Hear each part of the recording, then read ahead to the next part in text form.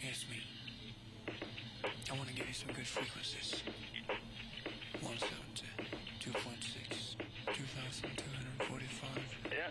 3,032, 400. 400? Yeah. I'm coming over. Do that. I'll be there in 2 seconds.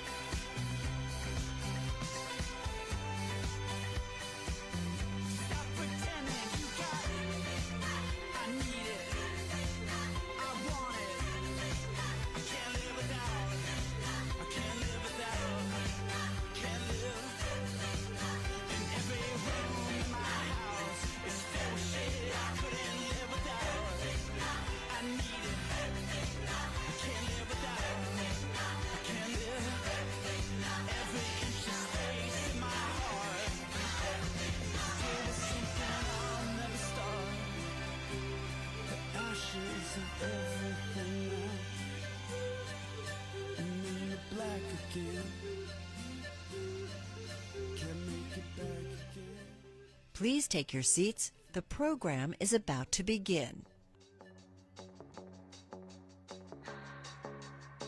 Keep my hands on myself.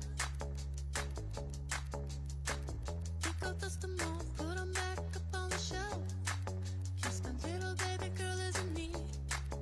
Am I coming out of left field? Ooh, I'm a rebel just for kicks. I've been feeling it since 1966. Might be over now, but I feel it still. Ooh, I'm a rebel just for kicks. Let me kick it like it's 1986. Might be over now, but I feel it still. Got another mouth to feed. Leaving with the babies till the mama call the grave digger. Gone with the falling leaves. Am I coming out of left field? Ooh, I'm a rebel just for kicks now. I've been feeling it since 1966 now. Might have had your fill, but I feel it still. Ooh, I'm a rebel just for kicks now. Let me kick it like it's 1986 now. Might be over now, I feel it still. We can fight a war for peace. Get into that easy living, goodbye to my hopes and dreams. Stop flipping for my enemies. We could wait until the walls come down. Stand and kill a little to the kids in the middle. Oh, until it falls, won't bother me.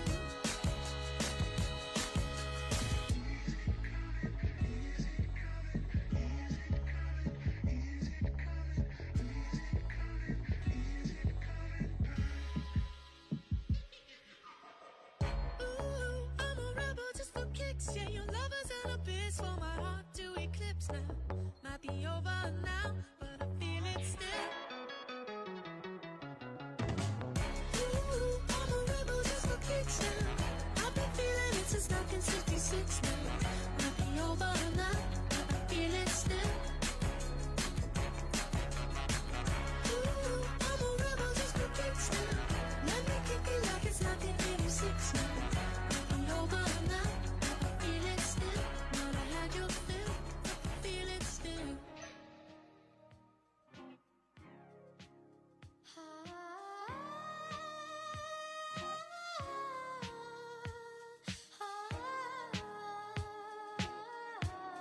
I want you to hold me, come and lay with me.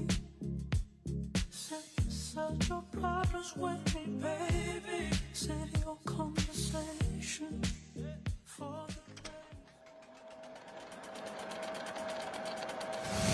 Coming to you live in Riley's Mind. Make some noise! Skydance Media set to become the new owner of Paramount by mid-2025. What is happening? Amazon is making a 3-year, $100 million bet. Another week, another dominating performance by the Chiefs defense.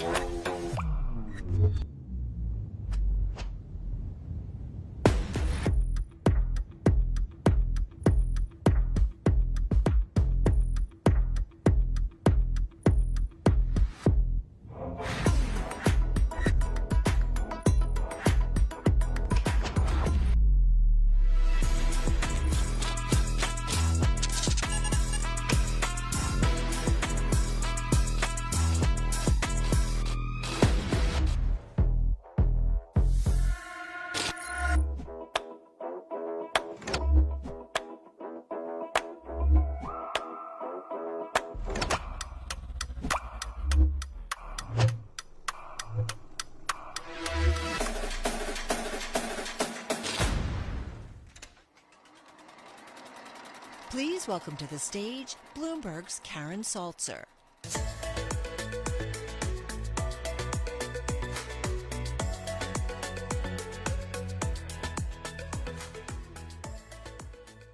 Good morning. That was an incredible video. Welcome back to Screentime. First of all, a big round of applause for Lucas Shaw, his colleagues Jason, Caroline, Shartia, and the whole Bloomberg team for an amazing kickoff last night. Really great. Thank you. Thank you. So I'm Karen Saltzer, CEO of Bloomberg Media. And when Mike Bloomberg asked me to take this role early this year, I can tell you that I never imagined that I would be speaking on the same stage as Snoop Dogg with only a performance by Cece, which was great last night, and a good night's sleep, or pretty good, in between the two. So here I am, delighted to be here, and really many thanks to Snoop, to Michael Rapino, Clara Wu Tsai, and the many others who made last night, I hope you were here with us, a really informative and fun evening. Many of the speakers last night touched on the fact that the media and entertainment industry is in transition. Even the definition of media and entertainment is evolving, as are the many business models around it, which is a big part of why we are here today. We're also here because this is a big business, trillions of dollars in revenue, and like Bloomberg, increasingly global and growing. So we are delighted to do our part. Last year, we brought Screentime here to LA for the first time. Clearly, we made a great decision. We are back this year and so happy to be here. Based on all of the current transition, the vibrancy of this moment, and increasingly the global growth, while so much of the action takes place right here in Hollywood, we're also global. And for Bloomberg, with 2,900 journalists in 120 countries across the globe, we are uniquely equipped to cover the business of pop culture everywhere, anywhere, from here in LA to India, to Korea, to Nigeria, and well beyond. So we are here today to share with all of you a little bit of what Bloomberg does every single day, which is credible and critical news gathering by covering and interviewing the people who move the money, make change, and therefore help move markets. Another thing that Bloomberg does is convene and create community. And so as I look around at all of you today, your presence here speaks to the fact that we are building something really important with the Screentime brand that we are all so proud of. And I hope that you will stay with us with Screentime well beyond today's really exciting program. So please soak up these interviews, the panel discussions that you'll hear, but also make a connection out there in the hub. Say hello to somebody that you don't know. Next year, come back to our third year and tell me about the deals that percolated here, that got started here at Screentime today. In the meantime, I would love to welcome to the stage Lucas Shaw, who's going to share more about today's really exciting program. Thank you so much.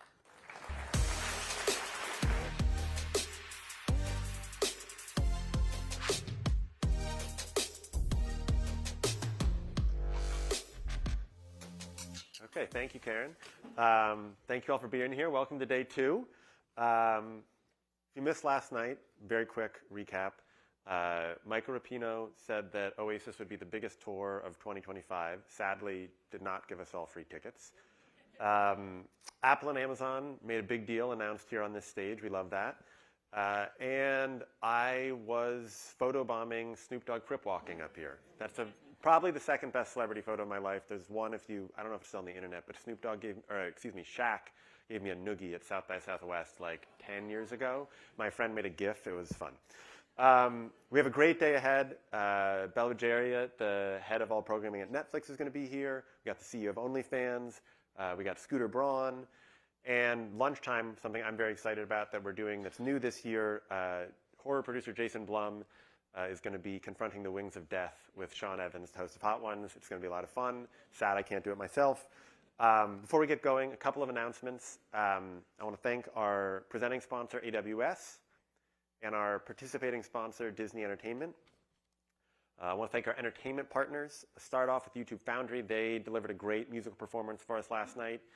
We also have Creative Futures Collective, Empire, and Letterboxd. I gave Letterboxd my 4 favorite movies this morning. I will probably change my mind by tomorrow, but that's okay. If you would, please take out your phone for a second. Do 2 things. Put them on silent. We had someone's phone ring during Snoop Dogg last night. That was not cool. Do not do that today. He handled it like a pro, of course. And then scan this QR code, which you can use to get the agenda. You can use to get the Wi-Fi information. Submit questions that we may answer during sessions. And then we will also bring in polls. Like we had a poll during Snoop and I think Rapinoe. Snoop liked it. Rapinoe didn't like it so much. We're going to do a first poll today to make sure that you all are engaging with it and seeing how it works. I think there's a polling icon in the app. You can also scan this QR code. Which of these movies are you most excited to see that's coming out the rest of the year? I think you know what most of them are, but in case you don't, here is a new Bob Zemeckis movie with Tom Hanks, uses a bunch of AI, and A Complete Unknown is we have someone who worked on here right here. And then we have A Complete Unknown, which is the Timothée Chalamet movie playing Bob Dylan. I will tell you my preference. Just keep in mind that the guy who owns the studio that puts out Wicked is coming on stage next. We'll look at the results in a second. This QR code also gets you 3 free months subscription to Bloomberg.com. Highly recommend it. You should be paying already, but if you don't, take advantage of it. And during the event, share what happens today. On social media, you can follow along, #Bloomberg Screentime. You can tag us at Bloomberg Live. And that's about it. Let's take a look at the results if we've got them. Okay, I tilted. So see, my vote, I'm sorry, Brian, is going to be Gladiator 2, but it's running neck and neck with Wicked. They open right up against each other, and it's great that they're beating Moana. Without further ado, we're going to bring Brian on stage, but take a look at this video that is going to show what has been going on with Brian and Comcast over the last year.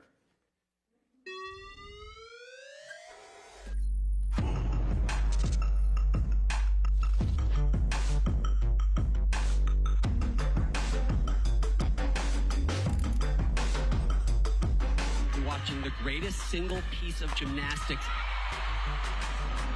I just echo, could there be a prouder moment in our company?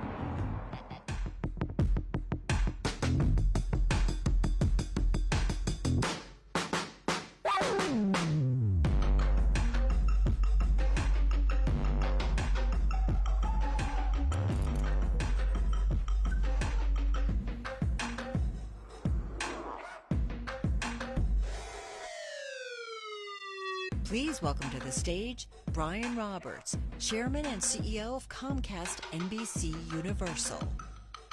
Okay. Here. We were doing great until that Bloomberg headline at the end of the video. But I'm really glad to be here, really. Yeah, thank you for coming. Well, look, you have, we're not going to go there right away, but you have earnings in a few months. You can just wipe that clean, right? That'll. I want to start just with news of the moment, because you guys have a pretty big business in Florida, which I believe has been affected by the hurricane down there. So is everything fine at the parks? Thanks for starting there. Well, theme park, great news for that is we'll be open tomorrow and maybe even tonight with City Walk. We also are the cable company right in Fort Myers and right where the storm came in. So a lot of devastation, as we all have witnessed, and fortunately, we have a culture, probably 1,000 people working on it today. We'll have people, as soon as power's back, we'll be back. Just had this storm a couple weeks ago, hit Georgia and Florida.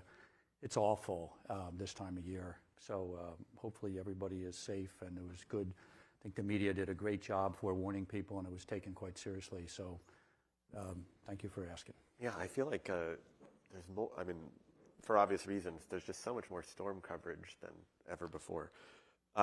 Maybe global warming? Yeah, that's probably why. No easy way to transfer off of it, but I'm glad everyone's okay. I wanted to start sort of big picture with you. Most of your peers, I'd say, a lot of them are getting out of the media business, right? So Sherry Redstone sells, Rupert sold a few years ago, or at least out of the entertainment business. AT&T and Verizon, sort of telecom companies, got out. You seem to be investing more in media and entertainment at a time where there's a lot of anxiety and uncertainty about it. Why does it make sense for Comcast to be in the entertainment business? And what do you see that's sort of bright about the future that maybe others don't agree with? Well, I think a broad statement like that, Larry Ellison just chose to get in. You're sponsored by AWS. There's, a complete change of who's enthusiastic and what do they bring to the party. And maybe some of those folks felt it was time to exit. We're pretty excited about the company we've got. We have, in the media part of the business, studios growing great. Some of the clips you said, I hope Wicked wins that poll, and more importantly, wins the box office. Fabulous bet by Donna and team last year. Oppenheimer, Chris Meledandri, you got Jason coming later. I'm just bummed out I'm not doing the hot wings. Your body will thank you. Yeah, and so, we have in Peacock a strategy, and I'm sure we'll get into it a little more, that is a growth business for us. And we've also selling our Hulu stake. So we actually will have, very little money net in streaming in terms of losses versus profits. So, each company is different. Then we also have a broadband. The majority of the company that my dad started, Comcast Cable, now really a broadband connectivity business, Wi-Fi. If you were to go back 10 years and you said, let's design with your perfect knowledge of what the world looks like today, what would be a cool company? You would say, well, I'd like to connect everybody to what we're doing, whether it's in streaming or whether it's in AI or whether it's going to be in, whatever comes next, Zoom calls, working from home. And we have the nation's most connected broadband customers. We have a converged service with wireless and broadband in more homes than AT&T, Verizon, T-Mobile combined. And a lot of that content, 100 million people every quarter coming to watch Today's Show, Tonight's Show, SNL, which is fabulous as always this year. And I don't know how Lorne Michaels can do it every time, but this being such an important year, what a great first two shows. And then film and television and the stories we have. And then, of course, sports. And I'm sure we'll talk a little about that as well. So I think we have a pretty great company. And I'm more excited. This will be our 60th year. My dad founded it. This will be, and last year was the most profitable year and the best year in company's history. And, we're about to do earnings, everything. We're going to have a great year this year by all the analyst accounts, and maybe even the best year in the company's history are right there. And so why would you not be excited? You brought up Peacock. I'm curious. How long until Peacock is really a profitable and sustainable business on its own? Well, first of all, we don't look at it as on its own. So I'm not going to duck your question completely, but that's not how we're running the business. We're running it as part of the media business. So take the Olympics. 87% of the viewing was on NBC or one of our cable channels. 13% was on Peacock. But together, we presented to the consumer all those choices. Every event, every athlete, every country. Mike Tirico doing 2 primetime shows in a heroic fashion, hard to... Yeah, we have the stats here. NBC Universal had the most viewership of any company, TV viewership at any company in August because of the Olympics. We did it for 17 straight days. It's so hard to keep America's viewers' attention for more than 2 hours, let alone 17 days. So that was a whole company effort. And so to pick one part of the company and say, well, how's that part doing? Well, if your goal is to just be Netflix, that's a really important question. If your goal is to have a media company that, particularly in the United States, which is where most of our emphasis is to deliver sports to, I think of, Bloomberg didn't have a print business, but I was chatting with some friends from the Wall Street Journal, and they had to go from a, quote, dying print business to a growing digital business. And New York Times had to do the same. And there's some people that didn't make it. USA Today may not quite get there. Philadelphia Inquirer, regional papers, tough business.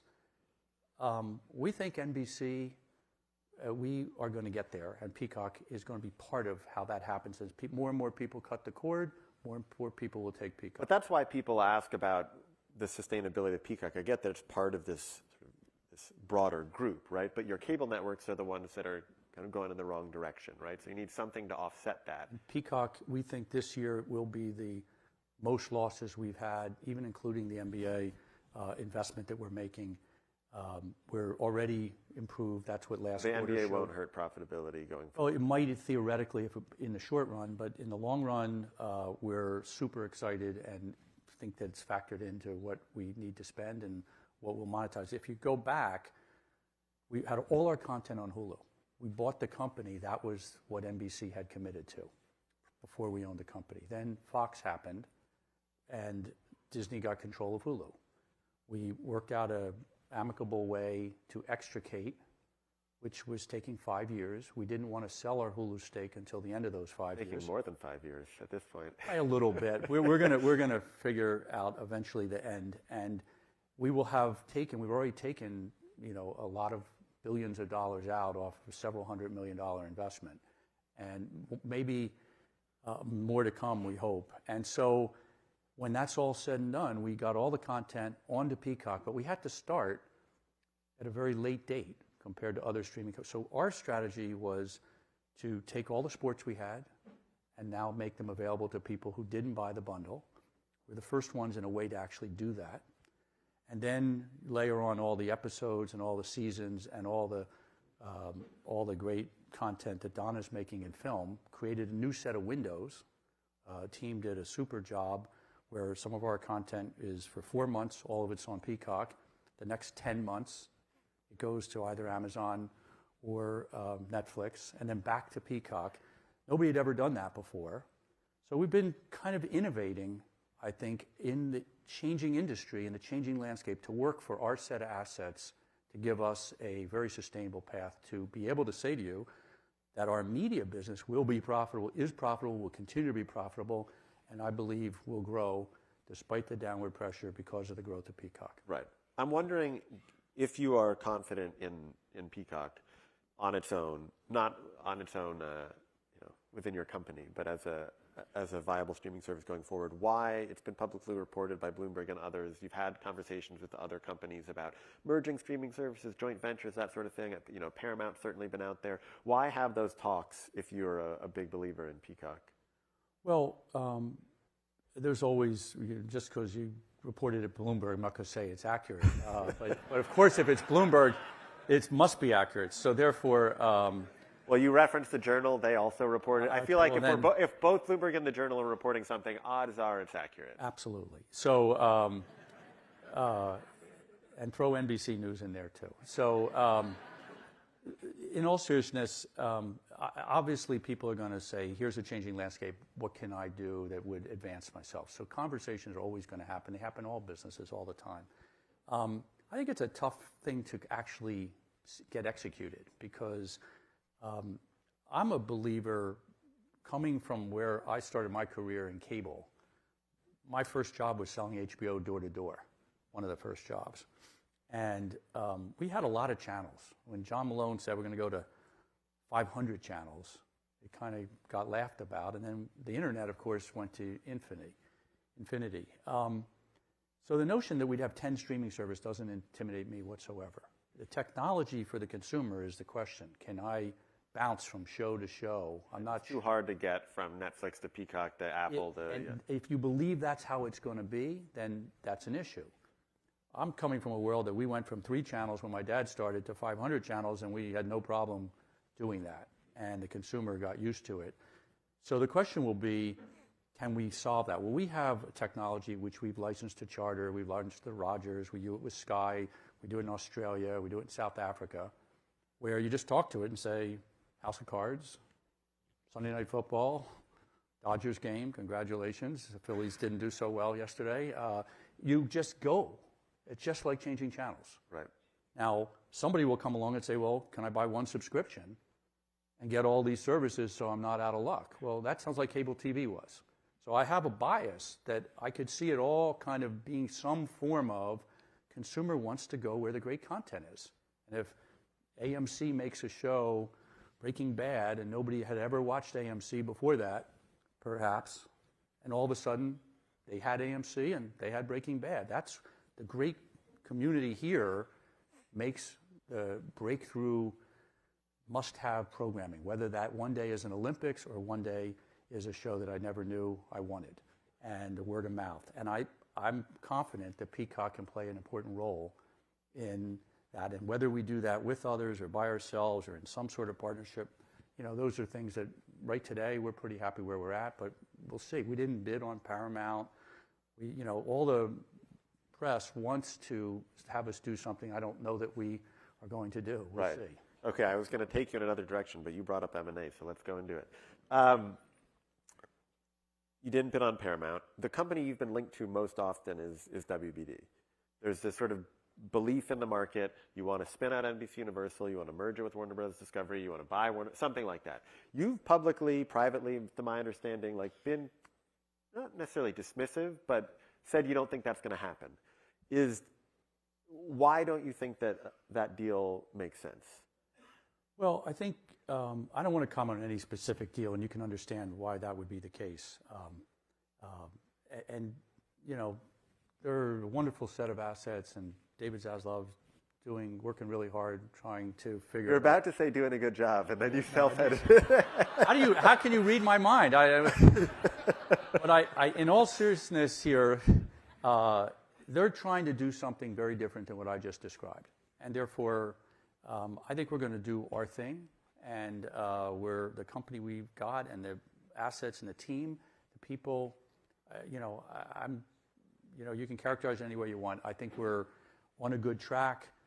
And I start because I think at its heart, the company we've got started with, again, before I was there for 50 years at NBC and 100 years at Universal. But take NBC and the assets that have been created are appeal to Americans. And maybe they appeal to Britain too. It's English speaking for the most part. It's relevant. 100 million consumers touch us every 90 days. Most of the country watches something from NBC Universal. And how do we get that to the digital world and monetize that with digital ads? That's what we're trying to do. And we've got a broadband business and a television business at Comcast, Xfinity. So during the Olympics, we had almost double the viewing, 2x, in the Comcast homes. Because when you turned on the TV, there was all things Olympics in our X1 guide and our Zumo boxes. And I think that we have a playbook that works for us. Other companies are trying to chase Netflix. And you've got Netflix coming on later, done an incredible job everywhere in the world. But in the US, I think we can do an incredible job and are. And then we've got Sky in the UK, which had been doing the same kind of thing in the UK. So it kind of fits really well in our English speaking. Universal does globally distribute. So we set up a partnership with Paramount, Sky, Showtime. We partner with others. There's always going to be conversations around how do we remain very relevant globally. But where we have our own distribution and our own platforms and our own set of skills, I think that's what we're focused on. Do you think the current regulatory climate, would you be able to buy a big media company? Look, I think that's not a reason that I would give you as an answer. Got it. Not to do something. You brought up cable. There was a belief, I think, among analysts, executives for a while that there was what you'd call a floor, right? There's been a decline in the cable business, but at a certain point it would level off because a certain number of people would always want to pay for it. Or would just have it, right? Like older people, whatever, sports fans, whatever it may be. The last 6 months, 12 months, it feels like there's been a little bit of a revision there where there's some discussion that maybe there isn't a floor, that it just falls to zero. When you're talking with your finance guys or strategy people, what do you see as sort of the base, the floor for cable?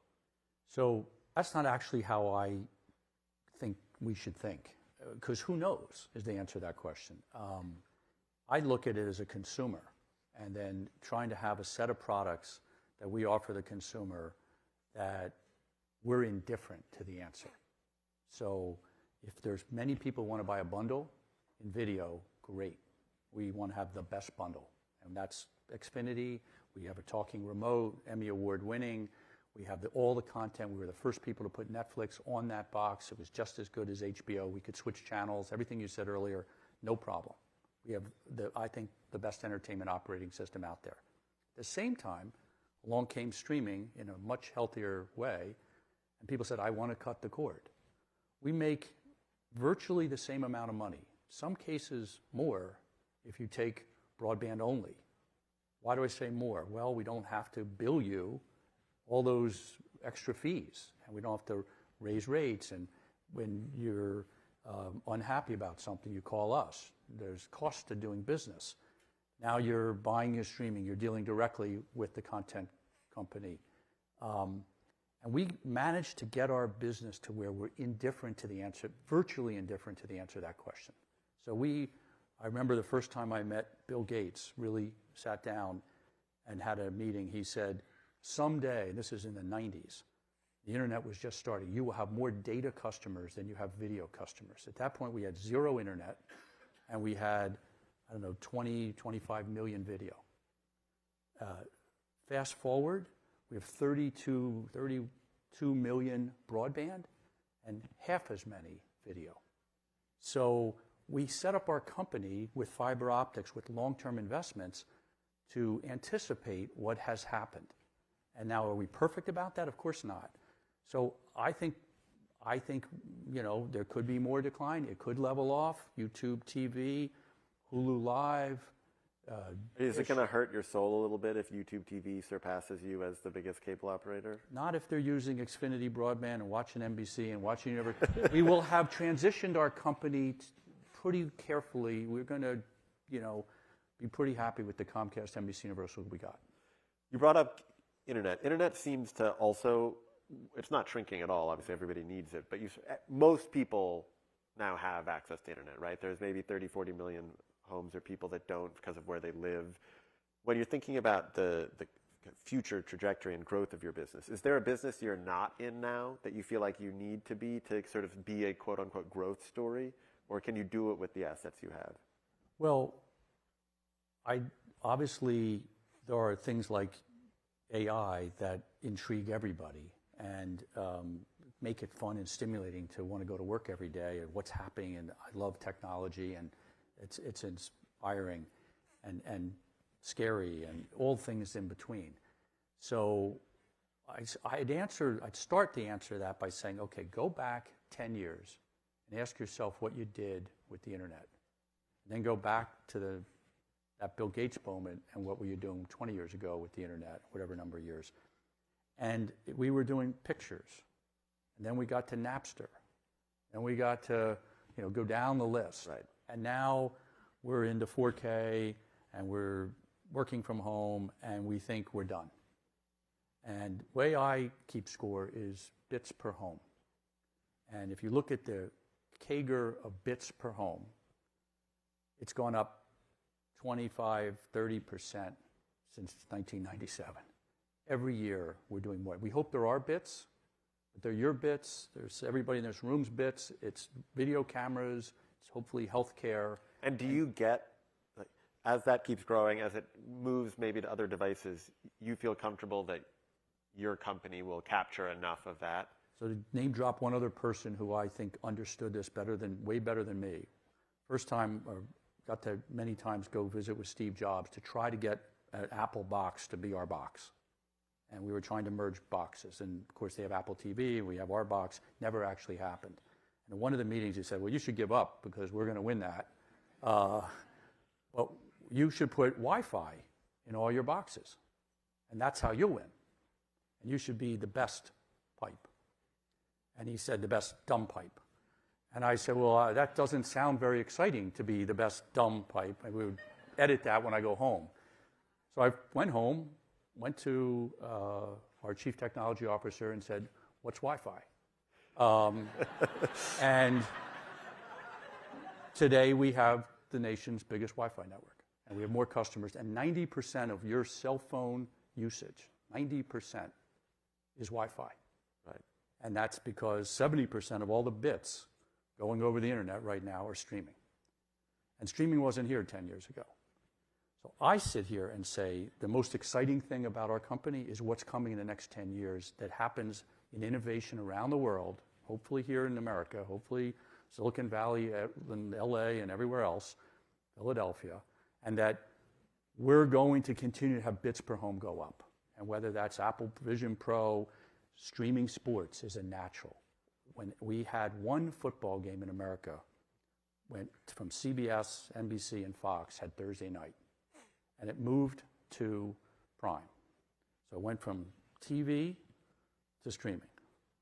The number one night in bits traveling the internet in America was Sunday night. Thank you, HBO.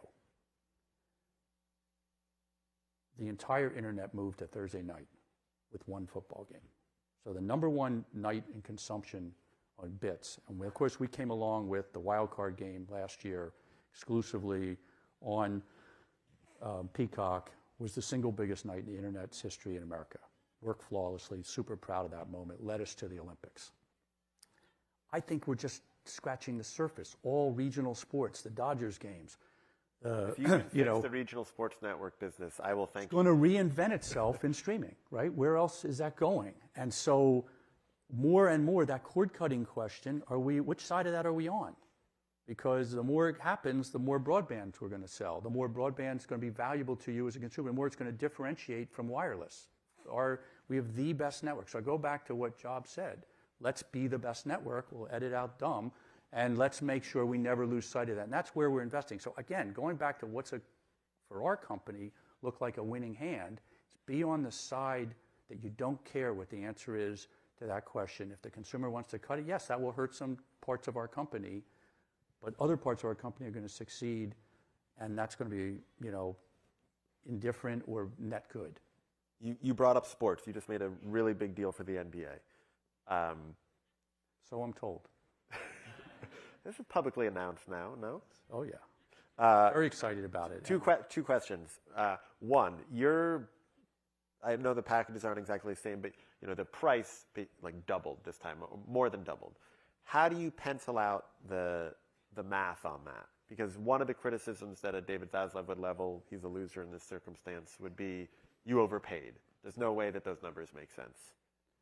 Well, we'll see, right? Who knows? He's suing to get it, so I don't think that that's a good one. Well, he believes he'll have to pay less if he wins that lawsuit, I believe. Okay. So you had Disney, Amazon, ourselves, and potentially those guys. And if you took it on a per-game basis and adjusted that one is the finals. We didn't get those. We got the semifinals. So adjusted a regular season, add it all, and get it down to some sort of game per CPM, or however you would look at it. We're all basically paying the same price. In our case, we got the most quantity, as well as some incredible quality. And so the life cycle of Peacock and where we're at, it is going to be a big driver. It's a 9-month product. It is relevant to a really growing, diverse, young audience, exactly what we want for Peacock. It fits in right in the schedule after Sunday Night Football.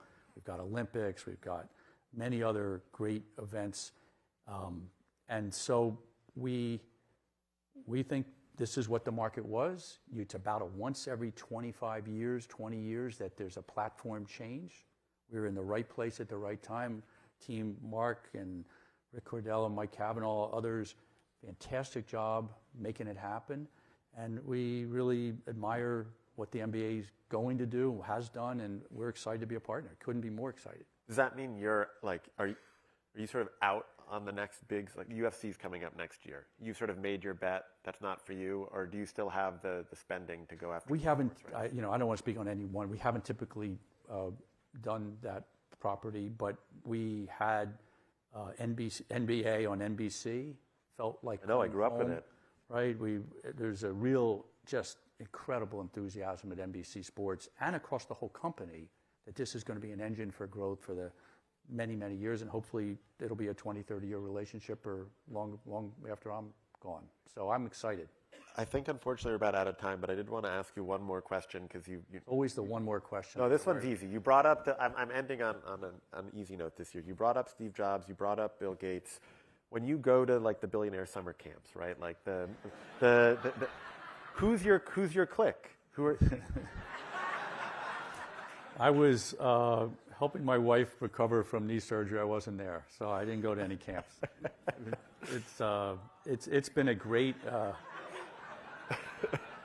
No, it's a fun industry, right? And what happened over time, and the first time my dad and I were invited to that, we went together.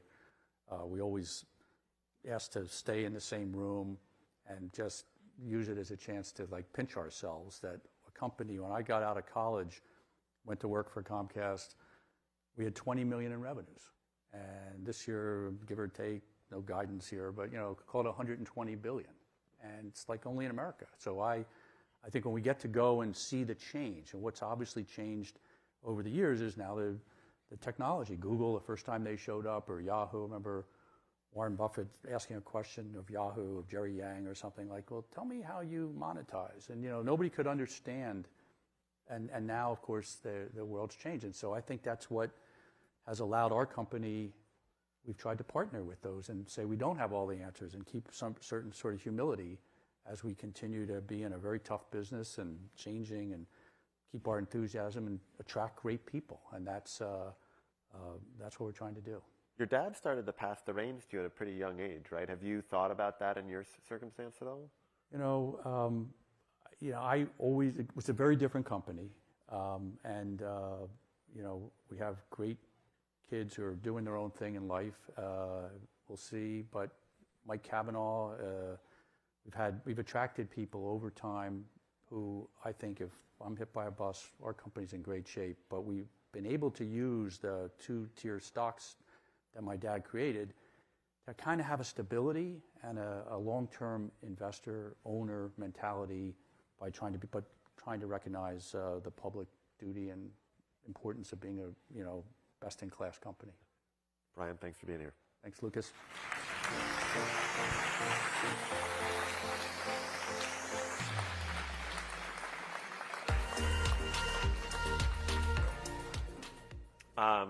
That was fun.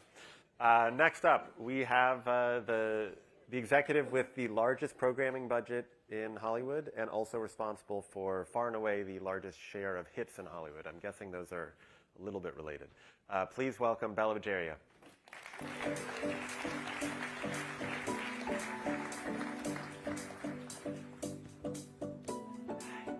Thanks for coming. How are you? Good, Thanks for having me. Is Lucas in a good mood because of the Dodgers win? So that's good for me, I think. Better mood than I would have been, probably. Exactly. So I'm happy about that. I don't want to start here, but I'm curious because I know you're a big soccer fan. Do you enter a tailspin if your team loses? Like, does your family know not to bother you? Yes, a little bit. Like, especially like finals, World Cup, for sure. Right. Yeah. Well, I guess it's like I desperately good news wanted that the Argentina to win in the Men's World Cup. I was with you. And I was yes. freaking out over that good. for sure. Yes. And I was very happy the U.S. women's national soccer team won at the Olympics. Yes. Which was very exciting. You hosted a bunch of agents at Netflix, and I'm not going to ask what you think I'm going to ask, but you hosted a bunch of agents at Netflix a couple weeks ago to show them what you had coming and give them, I think as you described, sort of like a lesson in Netflix. Yeah. And I was struck by this because Netflix has been around for a decade in terms of original programming, more than that as a company, obviously. It's the biggest buyer in town. What is it that your partners don't understand about Netflix at this point? It's a good question, but I was really hoping you were going to ask me the other question. We'll get there. I'd like to set the record straight on that a little bit.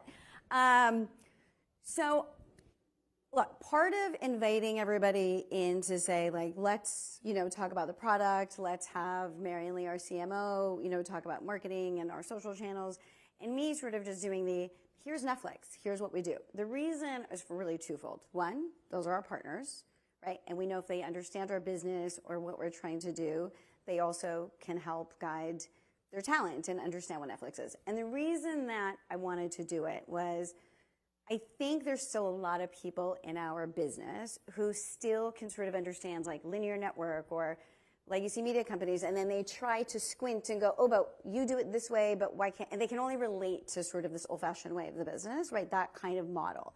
And it was really to say, we're a pure play streamer, we're a subscription business, we only make film, TV, and games, this is the business we're in, we care about consumer choice and control, we launch things all at once, here's our huge audience, it's almost, it's like, let's say, it's 600 million people, like, and we're not this or that, because I think people really want to sort of just go, do you make this kind of movie or this kind of show? That's a very narrow way of looking at it. We are programming for 600 million people around the world with lots of different tastes, lots of different cultures, lots of different languages, and it's never been done before. And so it was a little bit of a, can we do Netflix 101 to just understand this is our business. We're just in a different business and our model is different. And so it was more that here's a peek behind the curtain, we're partners with you, and we want to make sure that we share this information and kind of set the table of what we're trying to do and our aspiration to make amazing film and TV all around the world and why we do it this way. Okay, we can talk about the thing you wanted to talk about if you I don't want to talk about it, but you all want to talk about it, so I'm going to talk about it. What Bela's referencing is there's been this belief, or you have started to adjust the way that you pay talent on certain movies. And there is a movement across Hollywood right now, I would say, among the streaming services to reevaluate how they pay talent. Because it used to be you'd buy all the rights up front, and there wouldn't really be back end. Maybe you get a bonus if you get nominated for an award, something fancy like that, but not traditional ownership back end. A lot of people think that you're going there in television, and you don't want to go there. Am I? Yeah. So we're going to back up for a second. So I'd say I get that the press really wants to write about the story, right? And everybody wants there to be a story there. I understand that because clearly evidenced by what's been written, including total fabrications about meetings that were about it, which is just not true. And we like our model, and we like our model in film and TV. And on the film side even, which a lot has been written about, we are not changing our model. Our model works great for talent, or it works great for filmmakers, it's worked well for us, we like the model, it's worked for a long time. So we are not changing our compensation model. There have been a few bespoke deals on a couple of movies that some talent was interested in the opportunity of like, we'll take some risk, we're going to share more upside. And they were interested in that. But just to set the record straight, I can count those. I can't even say handful because I can count them on a hand, but I can actually count them on two fingers. So it's a very tiny thing that has blown up to this story of we're changing our business model. We're not. But in TV, we have not done one of those deals, so that's just not true. Don't you think that some of that has to do with the fact that Netflix says we're not going to do X, and then they eventually do it, right? There's like something, you weren't going to do advertising, then you do all these. You weren't going to do password. You were allowed password sharing, then you don't, and so people assume that this is a sign of it's another one of those where you're saying no, but.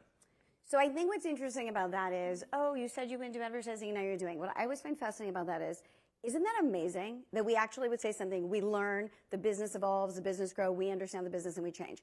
We don't say rigid we said this publicly, so we're not going to go back on something. I love, by the way, that, Reed was here during that time, but as a company, we'd say, we thought we weren't going to do this, and now the business has evolved, we understand more, consumers have changed, there's all of this change, and then we're willing to change. We're willing to pivot and grow and evolve and innovate, instead of saying, this has always been done, and we can never change it, or we've said it publicly, so we won't do it. So what I love, actually, about the company is that we will sort of change, and we will innovate, and we will say those things.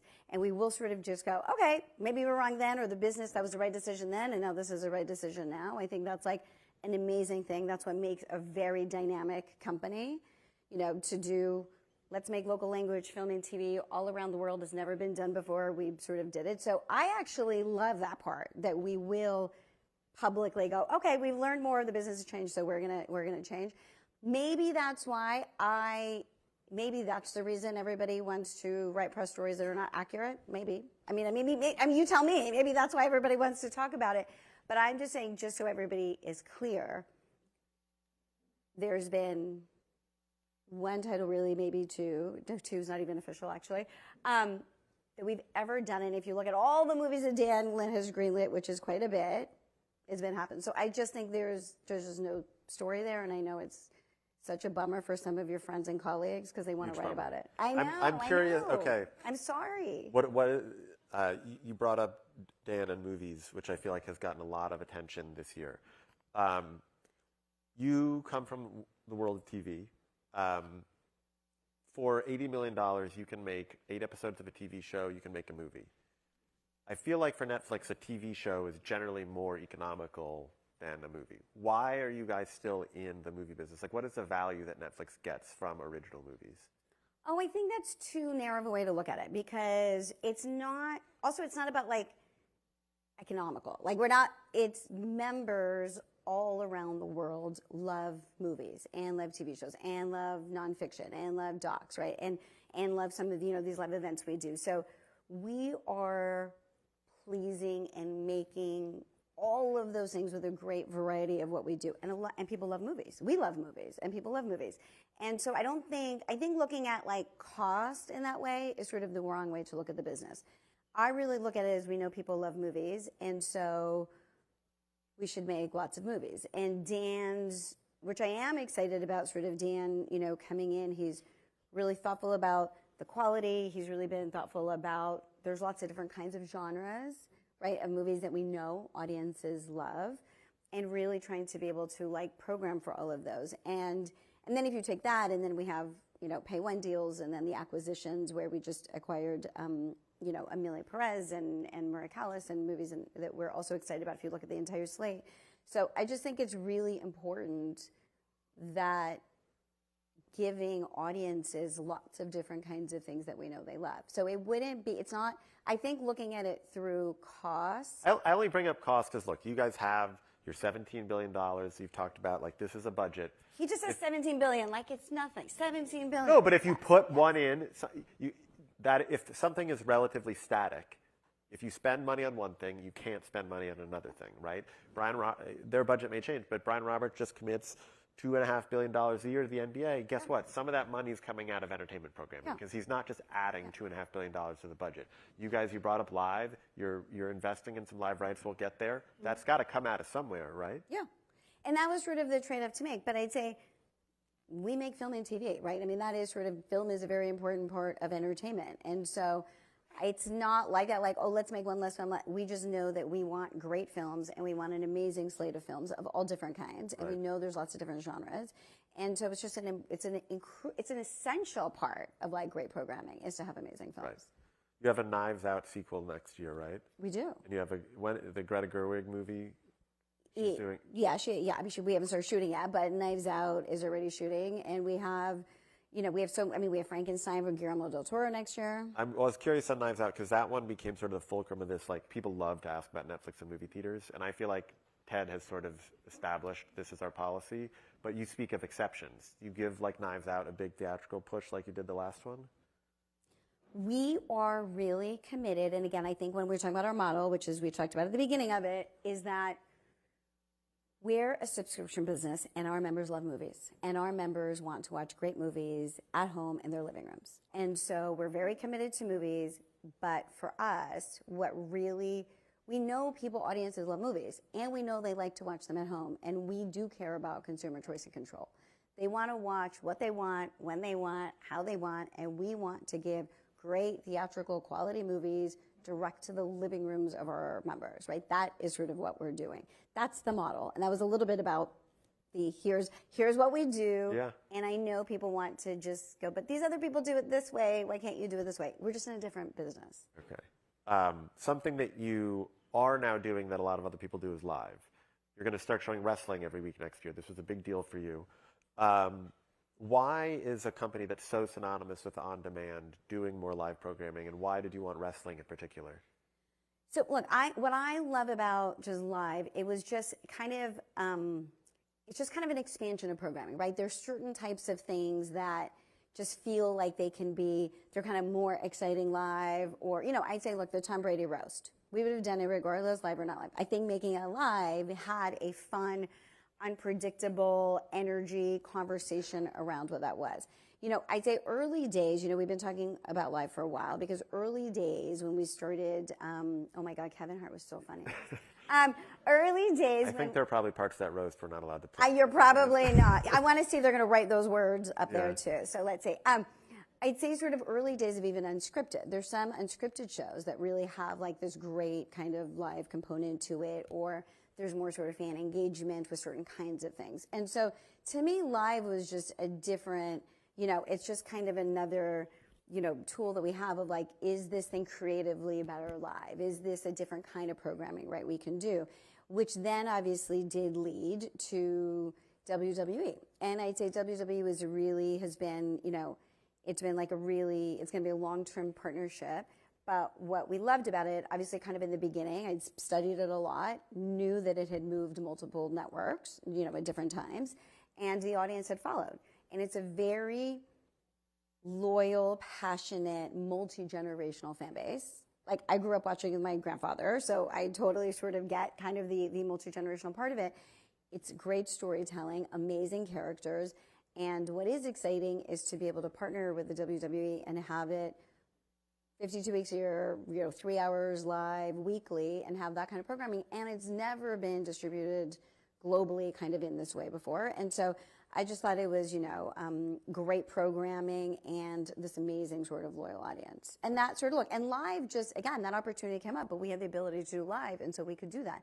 And we know audiences love WWE. We know the fan base is loyal, and so that was great that we had the ability to say, yeah, we can do that.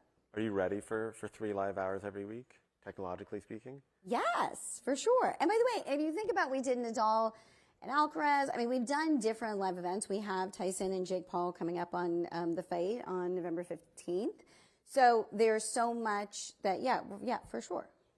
By the way, we were thoughtful about it as we are, and it was, and we did a bunch of live things, sort of getting ready for kind of these, bigger ones. And so, yeah. Those early ones that you referenced, like, is it fair to just sort of view them as tests that won't be repeated? Because some of the audience for those is pretty small. I can't imagine you want to repeat it. Like, the roast is a huge success, right? Yeah. But the Nadal-Alcaraz match, which I went to, didn't seem like a lot of people watched it. The SAG Awards, not a lot of people watch it. I don't think that's, I think, look, you have to look, some of it you have to look for different kinds of programming, cost of something, size of audience. Chris Rock, super successful. Like, that was, great to do. I loved, and by the way, if you think about for our members in Spain, the Nadal-Alcaraz match was amazing, right, and did very well. And we loved that kind of just the storytelling and the matchup of those two people and a little passing the baton type of thing. And so I'd say there's a wide range of things that we can do live. Got it. You're doing the NFL on Christmas. We are. Greg Peters, your co-CEO, made a comment recently about Netflixifying the NFL. What does that mean? Did you ask Greg that? Okay, I'll tell you why I was excited about the NFL. I will. So I'm excited about, right, I just thought that Who wouldn't be excited to have the NFL? Well, hello. But I think it was exciting, but I think very strategically to say NFL plus Netflix on Christmas Day, right? It's not that we have just a random game on some other day. It was like having, this great thing for our audience and saying we're going to be on Christmas Day and having both games and making it, really sort of owning the day that way. Obviously, we love football. We know our members love football. And to, have a game sort of on Christmas Day and be able to do that would be great. If you think about it, so the NFL has never been on one single service or network, right, around the world all at one time. And so it's going to be really interesting, I think, to be able to do that. And to me, I don't know about what, I'm not exactly sure Nexifying. I think it just has to be like, right, we want it to be great. We, again, we want it to be entertaining. We want it to be great. And it's an amazing game. And so we want football to be football. Like, we want it to, it's going to look like an NFL game. That's what it is. But I do think it's going to be really exciting to get for our members around the world in 190 countries to have the NFL game all at the same time. And that's never been done before. Yeah. I'm curious, given that we just had this NBA deal up, why not try to get some piece of that package where you can have a Netflix NBA event? We are always going to meet, talk, see what's out there. But again, as you said, there's a $17 billion content budget. What is the trade-off? Is something sort of worth it? We're into very long-term deals or relationships. We want to make sure that, it's a smart sort of business thing for us long term. And those are kind of trade-offs and choices that we make along the way. And I just think there's a lot of film and TV and games and local language around the world that really pleases our members, and those are just kind of the trade-offs that we make. So some things we want to do and some things we don't, because we just don't think long-term it makes sense for us. Right. I had heard that there was maybe a provision in this contract that would prevent the new partners from doing something like the NFL did with you on Christmas with football. Had you heard that? I have not heard that. Okay. I kind of like it, though, right? It was a little like, oh, they did this, now let's do this, but maybe. What other types of live programming are you going to get into? You've added some sports. You have a live cooking show. You're doing some fighting. Yeah, you know what I'm really excited about, and you can hear it first, by the way. I'm really excited about. So for next year, for 2025, we're doing a variety live talk show with John Mulaney, which I'm super excited about. So yeah, you can. I feel like that was a clap. I mean, John Mulaney, hello. So we have a long relationship with John, obviously, and we, have done his stand-up specials. And during Netflix's A Joke Festival this year, he, did a live talk show called Everybody's in LA, yep. And it was, and I was there at a couple of the tapings, and it was so bold and original and fresh and unpredictable, and I think it'll be really fun to get to do a live show with him. Yeah. How was the viewership on the live Mulaney show?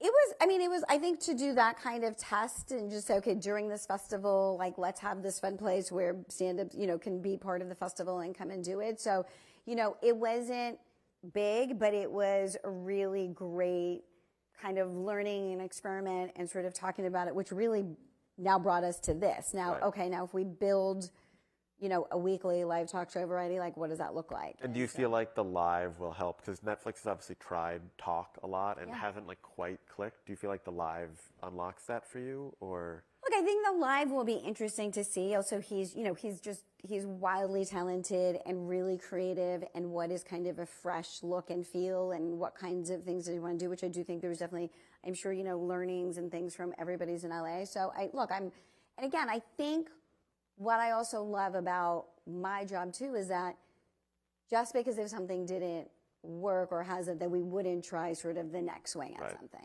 Like, I just think, again, to play it safe like that, I think we have to continue to be bold and take risks and swings, and I think it would be too easy and too safe to go, oh, well, that talk hasn't worked, so let's not try this thing. So I'm excited about pushing into another area. Speaking of live talk, you guys have been talking about doing a live Hot Ones this year. Why not just, it's for sale, why not just buy it? So we're still having conversations about it, so I'm not going to really sort of go into it. I love Hot Ones, though. I think it's really fun. I'd say the Indian in me can eat very spicy food, so I can definitely beat Jason Blum. For sure. We can have a showdown. I think we'll have to, because for sure I can do that. Look, I think it's a great show, and I think it's such an interesting format. Right. You guys now release viewership data every 6 months, and one of the things that some people picked up, because you did a data drop recently, was that the total time spent watching Netflix was basically flat from the first half of last year to the first half of this year. I think it went up 1%, even though you added a bunch of customers. So are people watching a little less Netflix, or was that just a recognition of the fact that you had a bunch of people who were sharing who are now being counted as different customers? Wait, can I push on your data dump thing? Yeah. Everybody is like, why don't you guys share data, share data, share data? And when we share it, everybody's like, data dump. Don't be so cynical. First you ask for it, and Ella, then you You can do that with someone else, but I tweeted that thought. I'm with you. I appreciate the transparency, but are people watching less Netflix?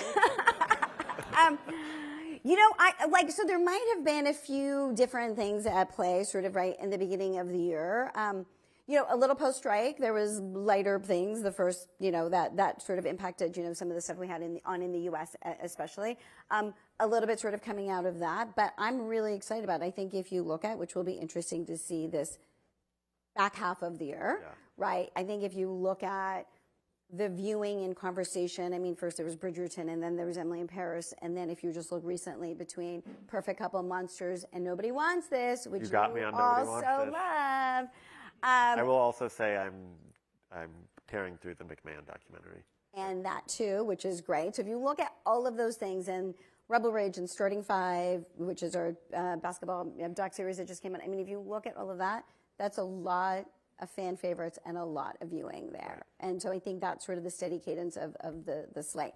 I do want to say, because for you especially, not for the tens and tens of millions of people who've watched it, but just for you, we're going to renew into another season of Nobody Wants This.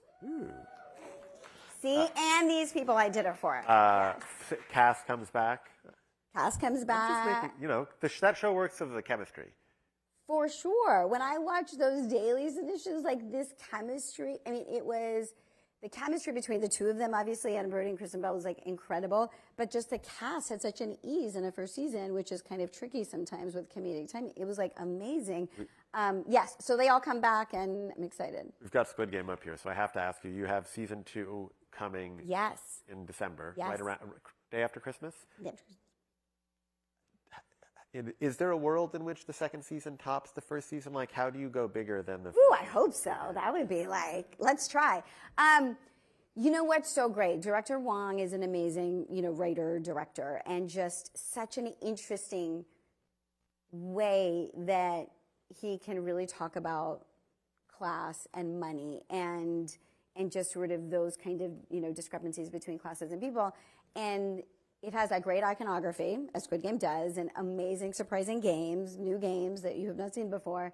But he also, there's just such great character storytelling in there, and he has like great surprises just like the first season. And so it totally delivers on what people, I think, would hope that it would be. I have to ask one last question to tie together. We had Ted here last year. Ted used to have your job, right? He was the chief content officer. Yes. He loves to schmooze with talent, loves to be part of it. How did you go about sort of carving out your own space and making sure that he's not dropping in on meetings or giving... Oh my God, wait, can I say something before that? I'm also really excited that, so Diplomat is such an amazing show. And the cast is incredible. Thank you very much. It is. Deborah Kahn's an incredible writer. Season 2 is coming out. You're going to love it because it's so good. And Carrie Russell and Rufus are amazing. Season 2 is amazing. And we're also just picked up season 3. So watch season 2 because then a great season 3 is coming. Ted, you know what was sort of the ease of kind of, I have been in the business for a long time. A very long time at this point. And I'd say the great thing, so Ted and I have worked together for 8 years, right? I've reported to him for 8 years. So we have a great relationship. We also have this love of film and TV, right? We're fans of what we do. We love what it is. We love what we do. And we've always shared that same kind of relationship and passion for it. And we've worked so closely together. So kind of the handoff, like it happened, and honestly, true story, our offices are next to each other, and like 3 days later, we're kind of like, oh, that happened. Like it wasn't a big thing. It was just sort of an ease, like a natural sort of transition. He also loves film and TV, so I don't want him to he still watches stuff and gets excited about things. Like I love that. I mean, I love actually working for somebody who watches so many things. I mean, not of ours, of everybody's. He's just a fan of it. And I think that kind of excitement is really fun to be around. So it just wasn't that big of a deal. I think because we had worked so closely together for so long, when I had overseen all local language originals and sort of, all of global TV, before I sort of had this job. So it was easy. It wasn't really a thing. There's no story there, so don't try to make one. Bella, thanks for coming. Good Thank you so much. Thanks for having me. Thank you.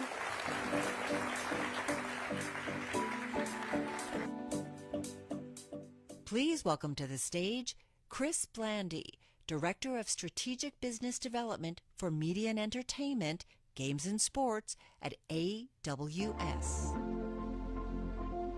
Morning. Good morning, everyone. It's really an honor to be here. What amazing conversations we've been hearing last night and this morning. I'm here to talk about the changes that we're seeing in the entertainment industry that are rolling through. We've all seen this. You heard about it last night and this morning. And you may be asking, in this new world of direct-to-consumer and all the transitions that are happening, how do I increase my reach, my relevance, and my revenue? We at AWS believe that cloud and technologies like generative AI are going to fundamentally change the entertainment landscape. My team and I work very closely with customers all over the world to drive innovation as they're navigating this change, finding new audiences and developing new platforms to extend their reach. And we're working with customers all over the world, some of the most visible brands like NBC Universal, to help them make that transition. One of the things that AWS does really well is work with customers to save time and money. And a great example of this is how we worked with the producers, director, and the visual effects artists on Avatar: The Way of the Water. When working with the WetFX team, they wanted to take the visual effects to the next level with really impressive water scenes, new character dynamics, and they shot this film at 60 frames per second, which is more than 2 times the average feature film. So a very complex project, one of the biggest ever. WetFX realized that they didn't have the infrastructure they needed to make this project work. Their ambition exceeded their capability by more than 3 times. So we began working with the WetFX team to design a cloud-based workflow for them that enabled them to render this film 8 times faster than they normally would be able to using their on-premises capability, delighting the producers and the directors. And you can see from this quote from David Conley, the impact is clear. Now, some of you may know what this means, 3.3 billion thread hours. That's a lot of thread hours, right? But what it boils down to is making a film like Avatar: The Way of the Water, or a huge scripted television production like Amazon Prime Video's Rings of Power requires tremendous amounts of computing power. AWS has made the investments that you need as a customer to achieve your creative vision. We help remove the technology issues so you can focus on what you do best, which is making great content. We also work with customers in traditional broadcast who are making that transition to digital. You heard earlier from Brian Roberts the investments they're making in new rights, live sports, and their Peacock platform. We've been working with that team for several years now to ensure that Peacock has the best streaming consumer experience. And you can see in their track record from the Tokyo Games through to Super Bowl 56 and their record-breaking exclusive AFC wildcard game this January, which broke all the streaming records in the United States, and most recently the Paris Olympics. They produced all that content in 4K, high dynamic range with Dolby Atmos, and then used AWS and their media supply chain platform to move all that media instantaneously to producers and editors in Stamford, Connecticut, so they could get that content out to the world as quickly as possible. They used live cloud production on the US gymnastics to save money and improve their flexibility. In total, they streamed 23.5 billion minutes of Olympics coverage. And with our work together on improving their advertising operations, they merged their digital and linear advertising and monetization capabilities into a new streamlined system that enabled them to sell across their 20-plus properties more efficiently. And the numbers speak for themselves.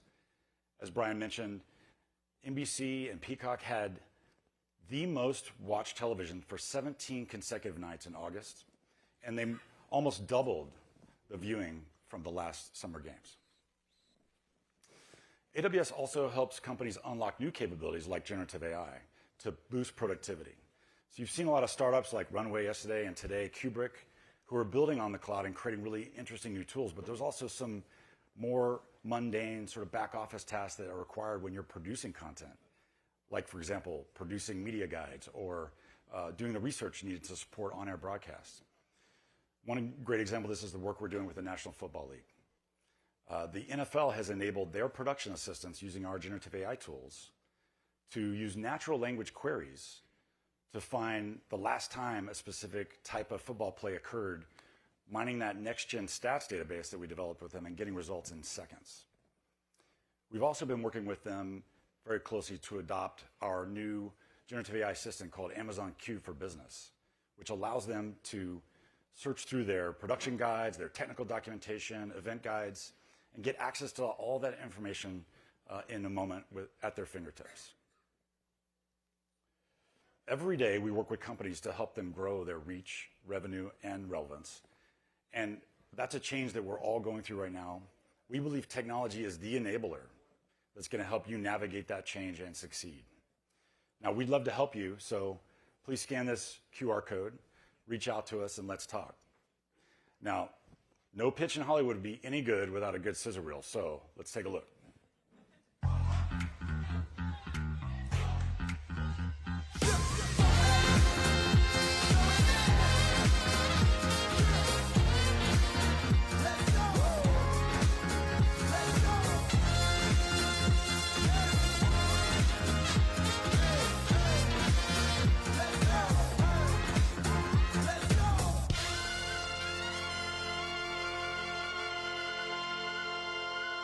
Please welcome to the stage Keily, Blair, CEO of OnlyFans, and Whitney Cummings, comedian, actor, writer, and producer, for a conversation with Bloomberg's Ashley Carmen. I'm sitting here. Hi. You got to get the energy levels up, right? We have to. Everyone's still stoned from Snoop Dogg. We have the fun panel. This is great. So I assume most people in the audience know of OnlyFans, but Keily, can you tell us how you explain OnlyFans to your friends and family? How do you explain OnlyFans to your friends and family? Well, it really depends, I think. I mean, OnlyFans, okay, we were founded in 2016. We are a user-generated content platform. We have 300 million fans worldwide. Well, 400 million fans worldwide, actually, 3 million content creators. In terms of the interaction, there are creators who create and monetize content, like Whitney, and then there are fans who are the people who subscribe to that content. And ultimately, it enables creators to connect with their fan base, express themselves in a free way, and to really grow their fan base and to enable them to improve their global reach. For fans, it enables them to interact with the creators that they want to follow more, and to really experience that creator-fan dynamic, which is very different to other social media platforms, which are much more broadcast, obviously. The primary difference is also subscriptions, right? So ultimately, people are ready to pay to interact with creators and to pay to receive media content. And that's either through monthly subscriptions or through pay-per-views or tips or different monetization strategies. And as a result of that, we've actually paid out over $20 billion to creators since we were founded in 2016. Wow. It's a big number. And we're going to get to some of your financials, too, which are equally as eye-popping. Whitney, can you tell us how you ended up working with OnlyFans, and what were people's reactions when you said you were? Sure, yeah. When I got a call that was like, OnlyFans wants to work with you in television. They want you to do their first television project. And I was like, is this because my last name's Cummings? This feels a little on the nose. But I'll start with, like, as a comic, it's like we're always, it's my job to know what's going on in the zeitgeist. And I've been hearing about OnlyFans. I've been hearing, Cardi B made $20 million a year, and Cardi B is my Brene Brown. So I had to investigate what was going on over there. She is a business genius. And, I get very fascinated with the taboo around sex, with the taboo around, this is a sex website, whatever it is. And I was like, tell me more about this, because it seems to be subscriptions. And I got fascinated because in a time where porn is ubiquitous and free, you can see it whenever you want, however you want, and you're telling me men are going to pay for it? is this where like the radical feminists are? Like this is men are going to pay to see boobs? This is wild. Like what a bunch of dorks, you know? And so I got fascinated by that. The idea that porn is so ubiquitous, but there's a bunch of people that don't want to see something that's probably unethically made, where the woman's not getting paid, where, you know, like, is that a bruise? Like, what am I looking at, you know? And so I really thought that was like fascinating. And then I went on there and it's not just sex, of course. That's just what's going to make the headlines, right? So it's like cooking and all working out and all kinds of stuff. And, you know, I love working with networks. I love, you know, collaborating with people that know what they're doing in television and, you know, being in that tradition. But I was sort of like, as a comic, you know, when you're doing like, you know, network, and I don't even think it's censorship. It's just standards and practices. There's certain things you can't say. You can't say Coke because Pepsi sponsors it. Fine. I'm not going to fight against that. You know, I'm fine with that. I'll say Powerade instead of Gatorade. I don't care. I have bills. And so I was like, you know, I like the idea of being like, oh, there's this place where there's like no censorship. I can kind of do whatever I want. So on the subscription side, instead of like dirty photos and dirty videos, that's where I'll put like the dirty jokes. The jokes that if I put them on Twitter or say them anywhere else, I'm going to like get canceled and lose my job. I'm also the same person that got sent to HR when I was working on Roseanne for saying Merry Christmas. So like, you know, I had a little PTSD in that area. And, you know, I think that comedy, when, you know, people go like, what happened to comedy? How come everyone's getting in trouble? I think it's because comedy is all about context, right? Comedy's supposed to be, you know, delivered by a comedian in like a dark basement at like 9 p.m. after everyone's had a couple drinks, you know? But now we're doing comedy online during the day on Twitter at 2 p.m. It's not being delivered by us. Like we'll post, you know, some joke and it doesn't hit because it's just not the right context, right? Like you're going to post a great joke that's maybe a little off color, but you can't control what those jokes are in between, you know? It might be posted in between, you know, a death toll and like a school shooting. And now you don't know that, you know? So all of a sudden it's not as funny as you know, it would have been if it had been delivered, you know, in a comedy venue. So I like the idea of going like, let me go to this place that's a little taboo. You know, comedy started in strip clubs. Like that's, you know, where we started, for better or for worse. So I like the idea of going, let me go to this place where, you know, it's a little taboo, where there's not as much censorship, where I can recreate the environment of an actual comedy club vibe. Yeah, and I think like... And money. I love money. And money. I mean, you know, like who doesn't like money? That's, love money. You know, I think that... That's why I'm here. I'm getting paid handsomely. I think you hit it on the nose. Thank you. Like, frankly, it is that adults like lots of different things. And OnlyFans is a platform for adults. So and I don't want to do jokes on YouTube where, you know, people like YouTube has censorship now. Fine, there's kids watching. I don't want, you know, I have a kid now. I don't want to traumatize him too much. I mean, he's my son, so, you know, it's not going to be great. But I also was starting to self-censor. We talk about censorship. We don't talk about self-censorship. I don't want someone listening to my podcast, you know, with their kid in the car and to hear something about, you know, something crazy. So I also like the idea where I know everyone here is going to be 18 and up.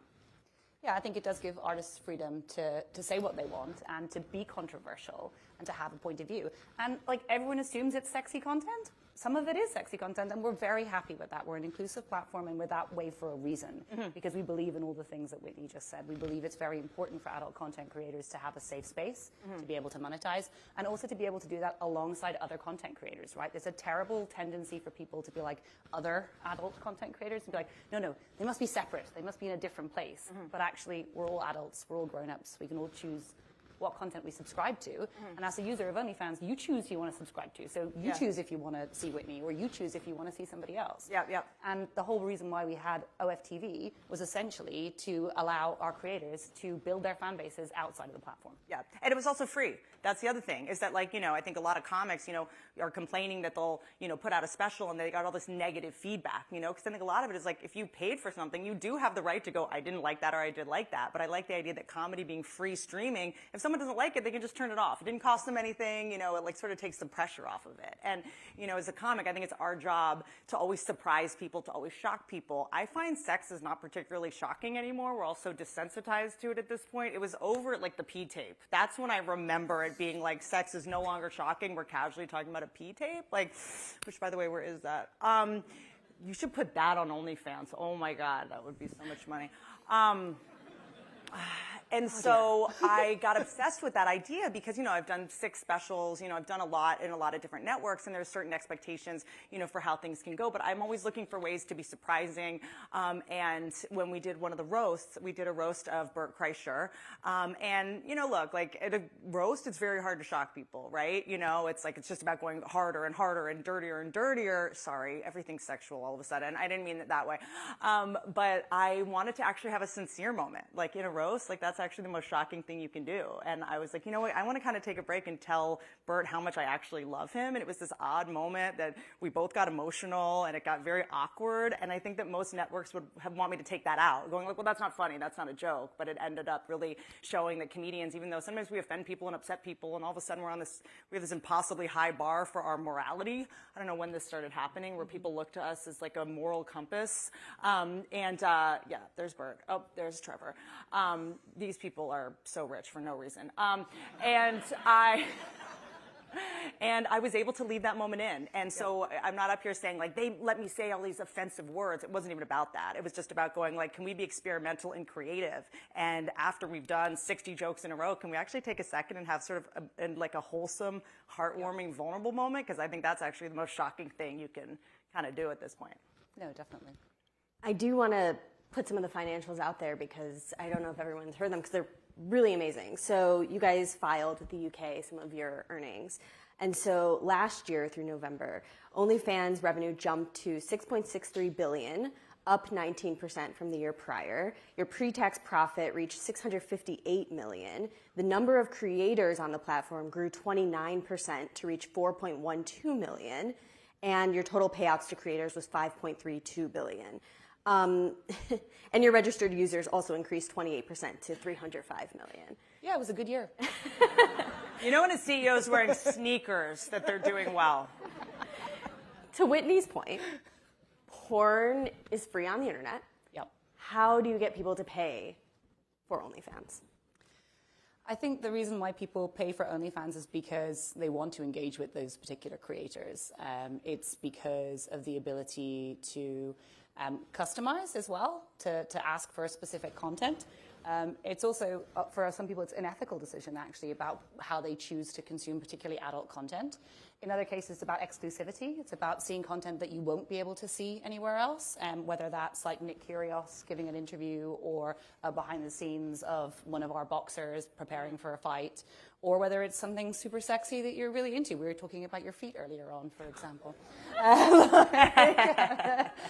Whatever it is, the fact of the matter is that because we're open about it being a subscription and payments-based platform, as a fan, to sign up for the platform, you have to give your name, credit card details, and your confirm you're over 18. And in certain jurisdictions, you need to also go through age or identity verification. The laws are very complicated and different everywhere else.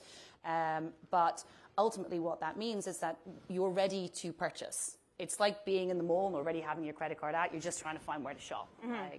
The difference, I think, and the difficulty where other social media platforms have struggled to introduce that subscription model is where actually you've been getting it for free for a really long time, and then all of a sudden people are like, yeah, I'd like you to pay for that. And you're like, but I'm a user here for like 5 years, and why suddenly am I being asked to pay for something in content that I previously was able to access for free? It is so wild. Am I the only person that when you go to like a news site, like I'm like obsessed with being up to date with the news as long as it's free? How spoiled I've become. Like the headline can literally be like, is Putin going to hit the nuke button?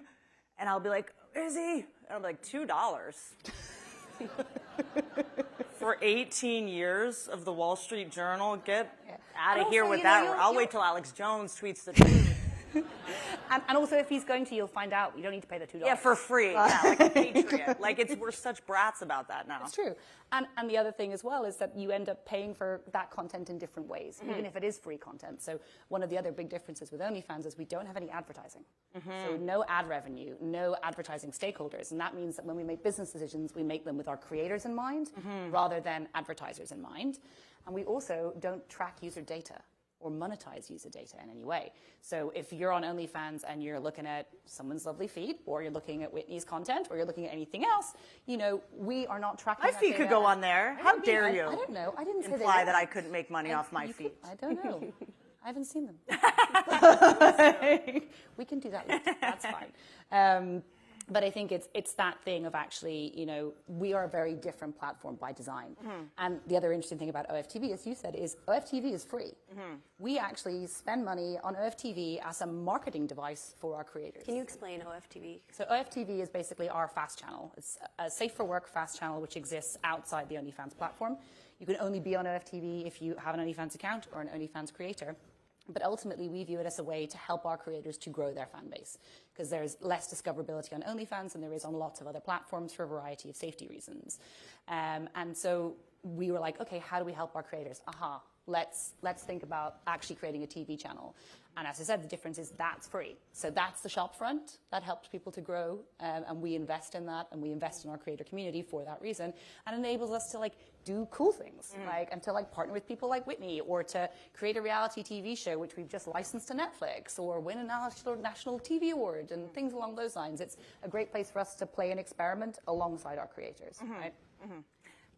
With these financials in mind, I feel like I have to ask, is there a world in which you would IPO? We are not going to IPO anytime soon. I get asked that all the time. It's not in the roadmap. And the reason why it's not in the roadmap is it's very hard for us to think about what's the reason why. For most companies, they need to raise capital. We just talked about the fact that we definitely don't need to raise capital. And it also would, in some respects, dilute our business model of only having our creators as being the main people who we are concerned about performing for if we have a diverse group of shareholders. So yeah, no time soon. I thought one other interesting tidbit from those earnings was that the majority of your revenue is from these microtransactions rather than the whole subscription package. So can you just talk a little bit about what those interactions are that people are paying for that are more micro, and why they're paying for that? What are you seeing there? Well, I think so one of the things that we've seen is that, as you said, microtransactions have increased, are more than 50% of our revenue versus subscriptions. Doesn't mean the subscriptions are down. You keep looking at me. I'm totally disassociating when you guys talk about numbers. I'm just like, what? Just like, what is this? What is happening? I'm trying to bring you in. Yeah. That's what it is. I'm trying to make sure that I'm bringing Whitney in. And so, the reality is users want choice. Users want agency. They want to be able to pick the content that they choose to pay for and interact with. And so that's why I think we're seeing more microtransactions, right? I think that that is a reflection of the fact that actually users want to be in control, and they don't want maybe if that article was like 50 cents. Yeah. You might click on it.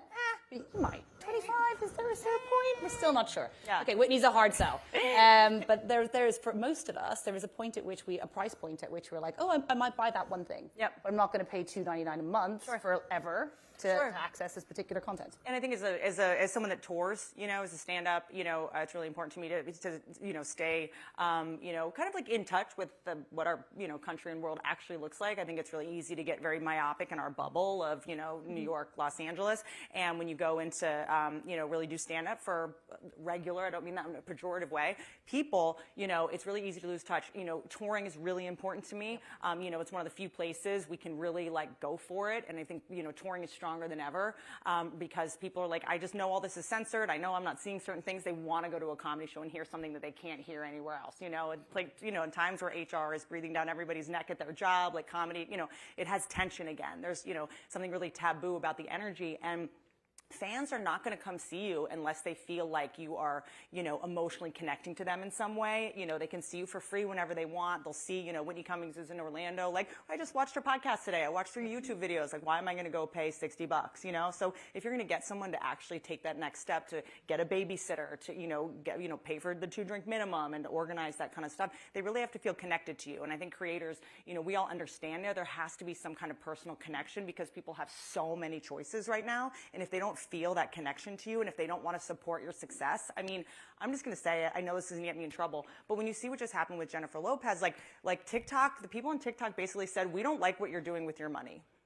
You're not tipping waitresses. Waitresses are who made you who you are. We don't like this. Fans have just it might be the only democracy we have left at this point, is people going we're only going to give you money and come support you if we like you as a human being. And it's a very interesting kind of change now. You see people going I don't like the way that person treats their employees. I'm not supporting them anymore. It's kind of fascinating. I think the overcorrection with the cancel culture stuff obviously isn't ideal, but, it's interesting. People want to get to know the person that they're, giving money to, and they want to have a personal relationship. And that's really cool that we're able to do that now. To your point, creators of all types, comedians, you have so many platforms you need to manage. I mean, there's just tons. Like, how do you prioritize this? And then, Keely, I'll be curious to hear, how do you make OnlyFans a platform where people like Whitney need to spend their time and need to put the effort in? So maybe Whitney. I mean, I like to go where the eyeballs are, that's kind of the way I do it. Like just kind of go like, they voted. People are liking this platform right now. It might change. I was always the person that was a little trepidatious, and I think I missed the boat on a couple things. Like, I don't know whether it was 10, 12 years ago, my agent came to me and was like, oh, do we do a special with this, already very established comedy network? It was maybe my third or fourth. Or like, what about Netflix? And I remember being like, the place that throws DVDs at your house in an envelope?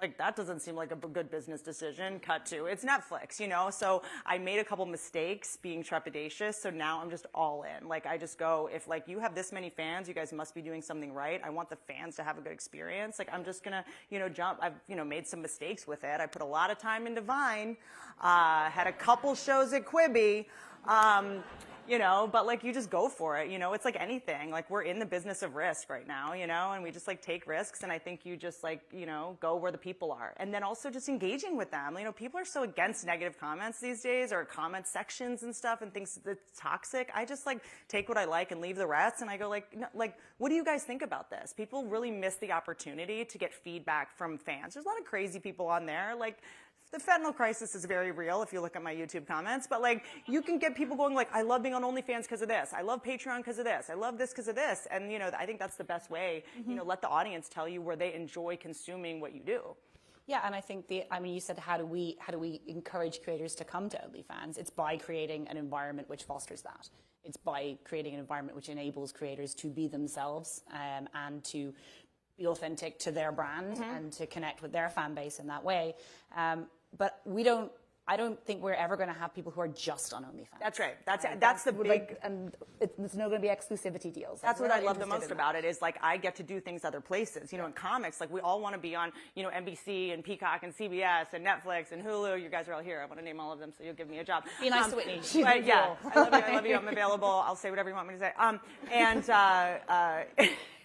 And, OnlyFans to me, it's like, it's the perfect balance, because comedians, we still have this, look, we still, weren't loved. I'm still trying to get my dead dad to love me. So I still have to, but I still have this dark side that we kind of have to get out, but we're not going to say those jokes or explore those, themes on television necessarily. That's mainstream, that's being sponsored by Pampers and maybe being watched by a 15-year-old who happens to be in the room. So it's nice to be able to go like, okay, comics, instead of complaining that you can't say this on NBC and you can't say this, just go to where you can say it, get it out, so that we can kind of bifurcate and go, okay, this is like the adult. We used to have that. It used to be like, this is, the adults only 18 and over, and this is kid friendly, So I think it's really nice to not have to choose and to have, both options. But we still have that in real life. Like, you're not going to take your kid to a nightclub.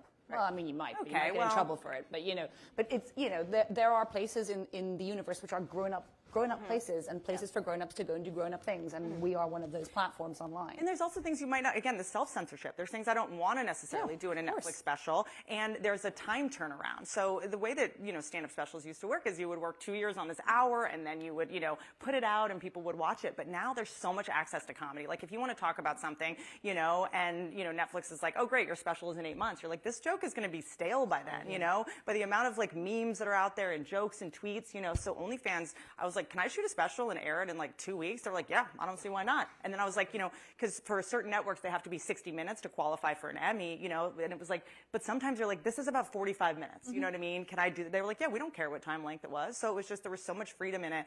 And, and there's certain things that I wouldn't necessarily want to say other places. Yeah, I mean, there was a joke that I know wouldn't have gotten past. It was on the Burt Kreischer roast, and Tony Hinchcliffe was on. I'm sure you guys know about Kill Tony, huge YouTube comedy show, live show that's done in Austin. And I said, Tony Hinchcliffe flew in today. Tony is out at the Comedy Mothership. Joe Rogan started a comedy club called the Comedy Mothership in Texas, because in Texas, you're going to be a mother whether you want to be or not. And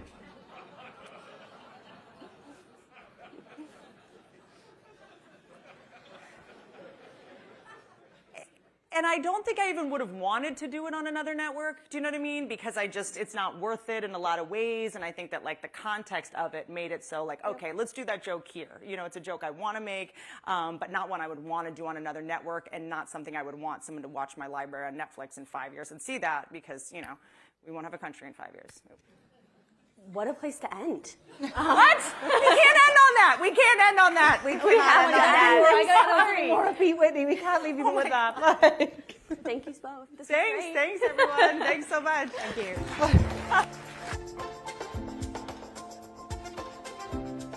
Please welcome to the stage Scooter Braun, CEO of Hybe America and founder of SB Projects, for a conversation with Bloomberg's Lucas Shaw.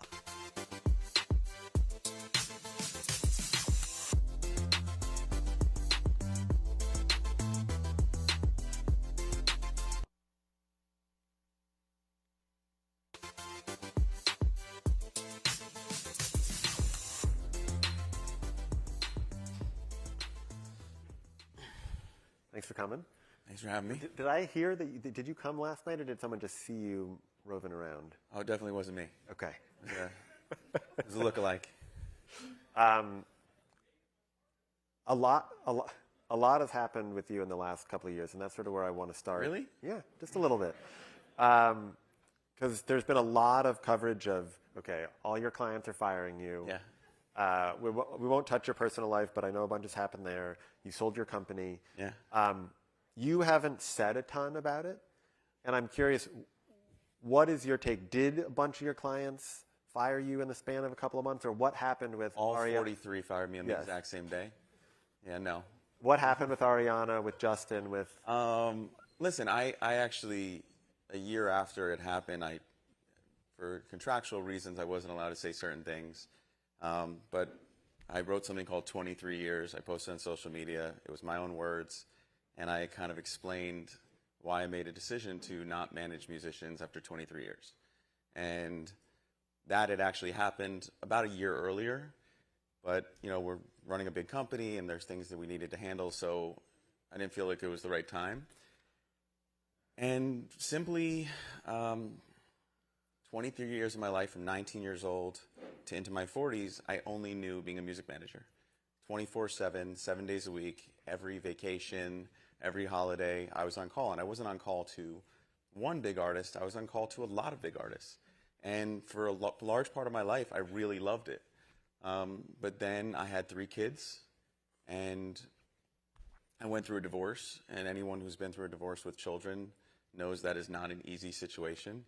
And I really looked back at my life and realized that, you know, you can point fingers in a divorce and say, oh, this happened, but you play a role in it. And that's why me and my ex-wife are partners with these 3 children. We put them first.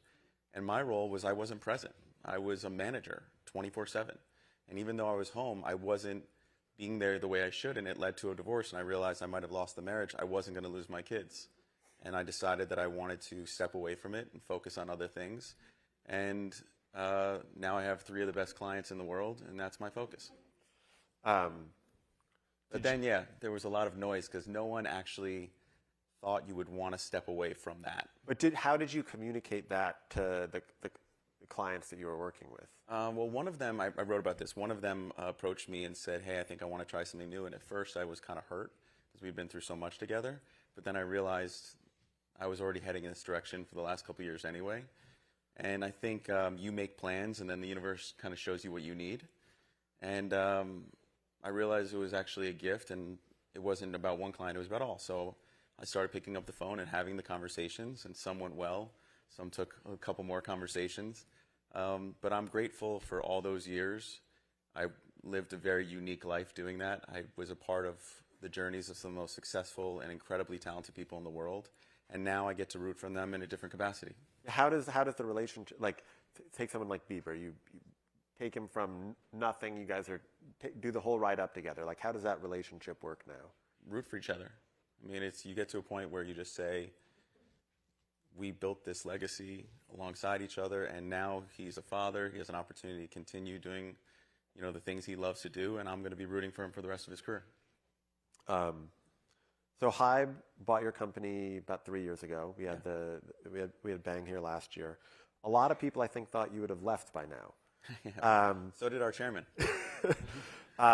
Why have you stuck around? And I guess, what are you doing now if you are not managing artists? Well, a couple of things. One, when Chairman Bang and I met, he's the chairman of Hybe, and he's a very unique individual.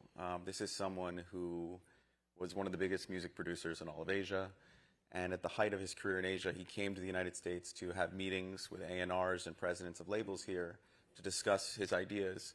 And one of these meetings, they had him wait in the lobby for 3 hours and then told him, I'm sorry, we have another meeting, and canceled on him. And instead of having an ego or getting upset, he goes, you know what, I'm going to go back home and I'm going to build this industry myself so that when I come back here, I don't need to ask for these meetings. And if you look at the groups, including BTS, that he was able to create and produce and develop and continually do so, he's actually brilliant. And I had admired his work for some time. He knew about the stuff I had done. And he reached out to me and said, can we have conversations? And the first 4 conversations, that's when the last one happened about the purchase. He said that in the East, we have conversations about what we're going to do. He goes, too many times when I talk to people in the West, they talk about just the transaction, just the deal, not what we're going to do. He goes, all 4 conversations we've had, we've talked about culture, we've talked about philosophy, we've talked about meditation, we've talked about music, we've talked about family. He goes, I want to do this with you, and no matter what we find, we'll go through it together. We signed up, and we did a 5-year deal.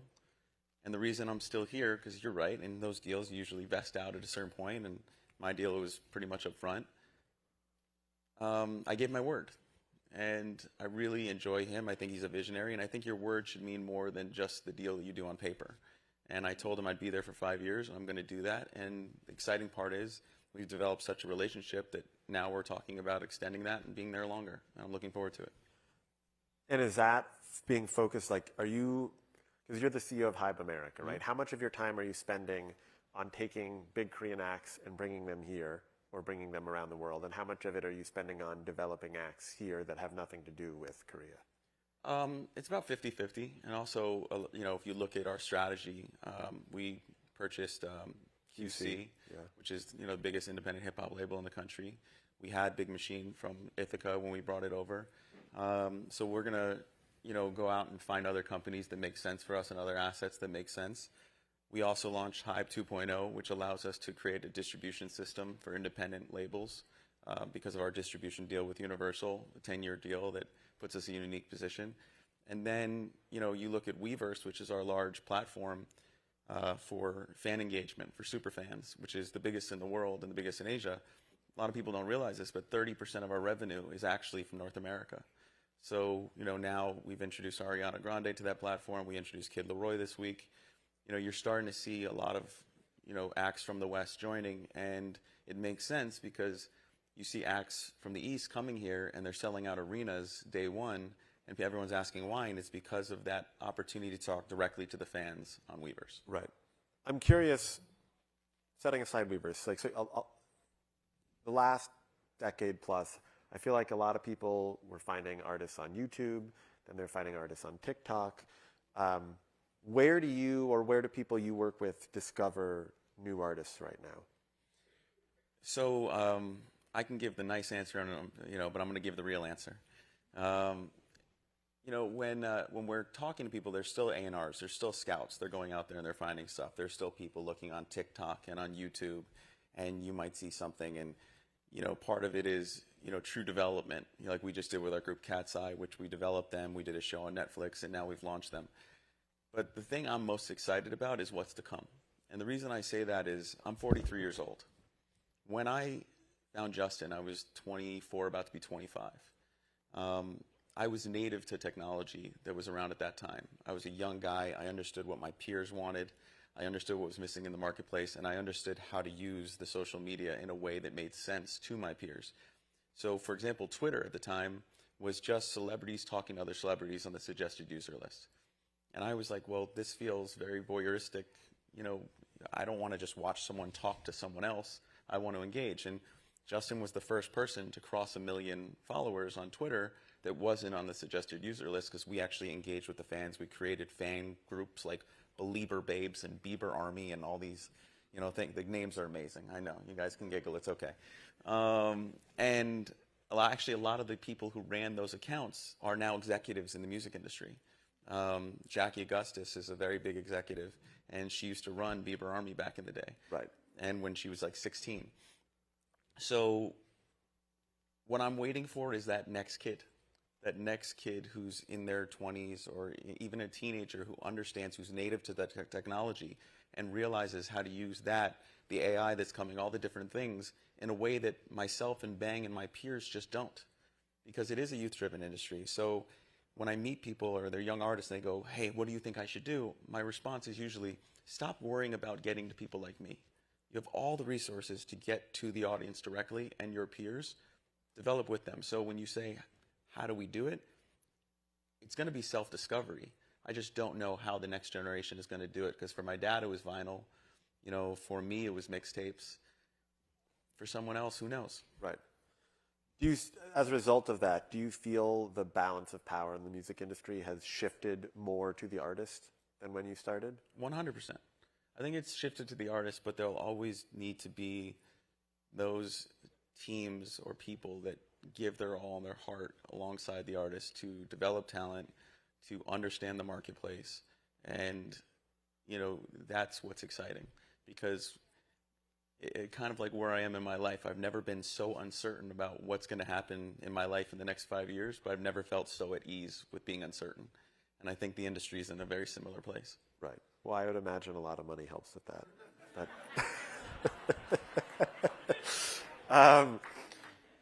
Lucas is the best. I'm curious, if you were starting a new company today, management, whatever, I know you don't want to manage anymore.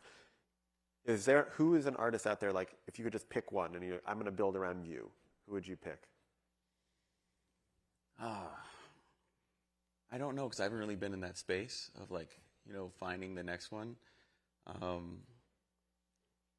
but it doesn't have to be the next one. It can be a huge star now. Like, who is someone now where you look at them and they're already a star and you feel like their earnings over the next 20, 30 years or their potential of where they could go with their career is something that you want to be involved with? I'm going to give you the soundbite you're looking for because I just can't help myself. And the PR team's going to be like, what? I think the artist that's, you know, is one that you should always bet on and is already a huge star, and you can always bet on because they want it all the time and they do what it takes to be, you know, present and relative all the time, is Taylor Swift. I was actually not thinking you were going to say that, but it's an obvious answer. But you know, I also love that what we're doing with our group Cat's Eye. I love Teddy Swims. I love great voices like that. I love like Benson Boone. I saw him perform the other day, and that was really impressive. Zach Bryan is doing incredible stuff. So there's, you know, the fun part about it is everyone, you know, there's a huge opportunity coming with AI, and it's going to change the music industry the same way Pro Tools did. You know, when Pro Tools came along, people said, what is this? We need live instruments. And you realize it's a tool to create more music. And I think AI is going to do the same thing.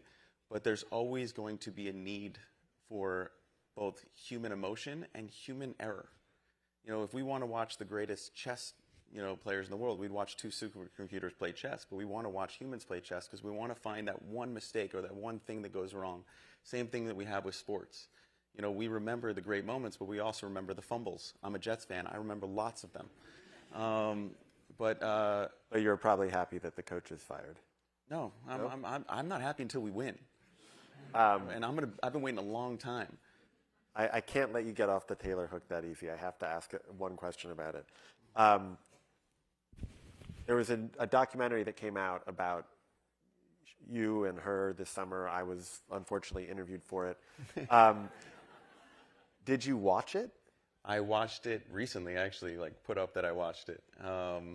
And I wasn't going to watch it because I just thought it was going to be like another hit piece, and I pretty much stay quiet about this kind of stuff.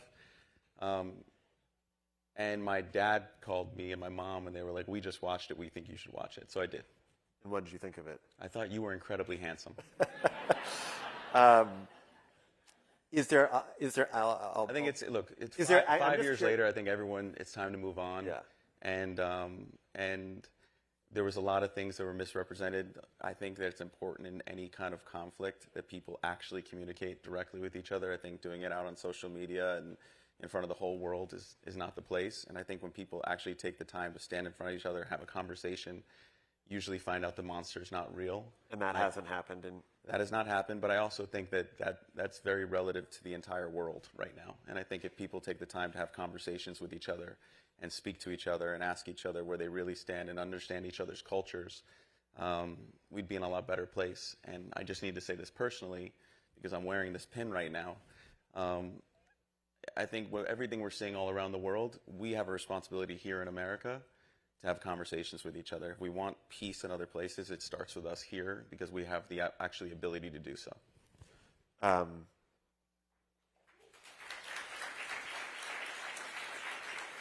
You've been, on that note, I guess you've been very involved in the Nova exhibit and a lot of the a lot that has happened related to Israel over the last year. What have you learned from that, and why did you decide to get so involved? Because I just don't think. Listen, in 2017, I was managing Ariana Grande, and we had a terrorist attack at our show, and 22 kids, parents and kids, were killed by a terrorist attack. And at the time, no one said, "Is that person a freedom fighter?" They simply said, "Killing kids at a music event is wrong." And when I was watching, I suddenly see that the Nova Music Festival is taking place, and 400 kids at a music festival were murdered and 40 were taken hostage. And people started making it about politics. And I went over there and I met a bunch of those kids, and I couldn't really understand how that was taking place, how we think we've gotten to this place. Maybe it's because of social media, maybe it's because of all the propaganda, I don't know, but we've gotten to a place where we think empathy should stop by choices. And I just don't believe that. I think you should have empathy for all people. And it shouldn't stop. The same way when I had more kids, I was like, am I going to love them more? I had a kid, exponentially my heart grew. And whether that be a kid stuck in a war in Gaza or a kid who's a hostage from the Nova Festival, I think we should have empathy for all people. And that shouldn't be a problem. And I wanted to bring the Nova Festival exhibit to the United States so people could see it and understand what this was. And there's no politics there. There's no flags. It's simply a music festival. When you go, you might see Coachella, you might see Stagecoach, you might see yourself. And I hope it opens a dialogue, and I've been very proud that we've had incredible dialogues at that place, both between Palestinians and Israelis and all different types of people. And at this point in my life, since you pointed out that success, makes it a little easier for me to have uncertainty, my kids are going to grow up in an uncertain world, so are all our kids, and we have a responsibility to do something about it. Yeah. Since you brought up the future, have you what is the next phase of your career? What do you? Oh, I have no idea. No idea. No. Listen, right now, my goal is to work alongside my partner, Bang, and build the best company we can build with the most opportunities for creative people. And that has been my focus. Alongside that, we're doing the philanthropy and we're doing the work with Nova, and, we do other work, whether it be with first responders, families, but, like I said, I made plans for a really long time. And I think the first 40 years of my life, I thought I'm manifesting. And I feel like the second 40 years of my life are realizing a little more surrender, showing up, participating. And maybe the first 40 years we're learning, and the second 40 is a little bit unlearning. I'm wondering, because you've spoken about this, David Geffen, kind of a mentor to you over the years, an idol early in your career. He made a shift after selling his label. He did film and TV stuff with Spielberg and Katzenberg. He's just sort of this guy who looms over everything, right? But it doesn't seem like he ever really took his foot off the gas. It's ironic. You don't know this. I had lunch with David yesterday, and all he talked to me about was how much his foot is off the gas. Really? Well, how much he's enjoying his life. How old is David now? David is 81 years old. Okay. What advice does he give you about what do you think? Look, they asked me upstairs what some of the best advice I ever got, and I actually referenced something that David told me years ago. He looked me straight in the eye, and he said, in 100 years, no one's going to remember me, so they sure as hell won't remember you. Don't have an ego. And I've always taken that to heart, and he always has pushed me to be a better version of myself, and I always find it funny when he's pushing me on his own mistakes. And sometimes as a young man, you have to go through those mistakes yourself. Yeah. But the thing I appreciate the most is, when we were talking yesterday, is this idea that you get to a place in life where you just want to be around the people that you love. And if that's the end game, it's good to start figuring it out now. Okay. We do have one. I think it's a poll question. Correct me if I'm wrong, Chelsea. That I want to throw at you. This is an easy one. Don't get me wrong. So, which of these markets do you think has the most untapped potential? Wow. No offense, UK. I'm not saying you. Too established. This is exciting. I feel like I want to call a friend. The most untapped potential? Yeah. What you could buy a label in one of these markets as part of Hybe, and you think it's going to grow the most over the next 5-10 years? There's an easy answer for you on this one because you guys are already doing it, but you don't have to. Well, listen, we have a big office and a big presence in Japan. China's an incredible market, but it's really a market that they control. I think the best opportunity for us, if I was to do it, I think Nigeria has incredible opportunities coming. Where I would go next is Mexico. That's what yeah, you guys are doing a bunch in Latin America. Yeah. And there you go. You and the audience are aligned. Scooter, thanks for doing this. I really appreciate it. Yeah. Not too painful? Hey, buddy. Good to see you.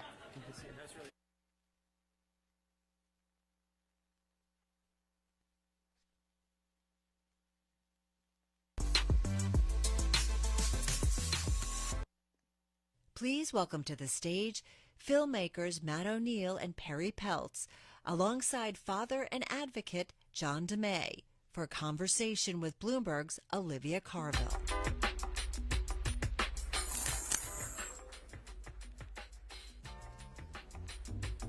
Oh. Good morning, everyone. It's great to see everybody here. Thank you for joining us. This panel is called Can't Look Away. I think it's about social media and the dangers that it poses to children. I think at some level, all of us have a sense that social media can be bad for kids, but I think most of us don't know just how terribly bad it can be. And that's what we're going to be talking about today. It's also called Can't Look Away because so often these social media platforms and algorithms are actually designed so that kids actually can't look away. So here's some of the data. 95% of teens use social media. 1/3 of young people report using social media almost constantly. 3.3 billion people use Meta's products daily, and 5 million snaps are sent on Snapchat every day. So that gives you a little bit of a sense of what we're working with. I want to introduce you to our panelists. On my left is Olivia Carville. Olivia is a wonderful Bloomberg investigative reporter. She focuses on the dangers of social media and online safety. Matt O'Neill is a documentary filmmaker and journalist, and Matt and I are working on a documentary for Bloomberg called Can't Look Away about this very topic. And last, but absolutely not least, and I make this last because John DeMay tragically lost his 17-year-old son, Jordan, in a sextortion scam, which he was blackmailed on Instagram. And I paused, John, because it is such a brave thing to be able to come here and share the story of your beautiful son, Jordan. And we know it's not easy, and we are so appreciative. And obviously, John does that so that everybody can learn about what's going on online. So thank you, John. Pleasure. Olivia, I want to start with you because the documentary and so much comes out of your extraordinary reporting on actually what's going on right now with social media and young people. And as I said before, I think that we all have some sense that social media can be really bad for kids, but not the full scope of what's going on. Talk to us a little bit about your reporting. Yeah, thanks, Perry. And it's so great to be here today. I think this is such an important topic. I'd like to start with the trajectory of social media. When you think about these platforms, they were created in the early 2000s or 2010s, and they were designed to be a cool way to hang out online and connect with your friends and family. But when we think about how social media has changed, In the past 6 or so years, we've seen these platforms shift into algorithmically driven machines that are really designed to keep users glued to the screen for as long as possible. During that shift, these companies have become incredibly successful. Hundreds of millions of people are using these platforms on a daily basis. Just today alone, there are going to be 34 million posts uploaded to TikTok. So how can you possibly moderate the content on these platforms when they've grown this big? So I think it's important to remember that with that success comes consequences. And tragically, those consequences are often most acutely felt with the youngest users. And so the other thing that's really changed is the way young people, kids and teens, are using these products. This has really become the social fabric of their lives. They don't call you on the cell phone, they snap you or they DM you. And when we think about the harms that have been caused by social media, as you said, Perry, for over a decade, experts, researchers, academics have talked about the ways in which social media may cause mental health harms like depression or sadness, or how Snapchat's beauty filters may cause body dysmorphia or eating disorders. But in the last 2 to 3 years, we have seen hundreds of families stand up, speak out, and file lawsuits, alleging that social media is partly to blame for their child's death. And that is where the conversation or the question has changed. It has shifted from, is social media like going to make my child happy or sad, to is social media dangerous or even potentially deadly for children?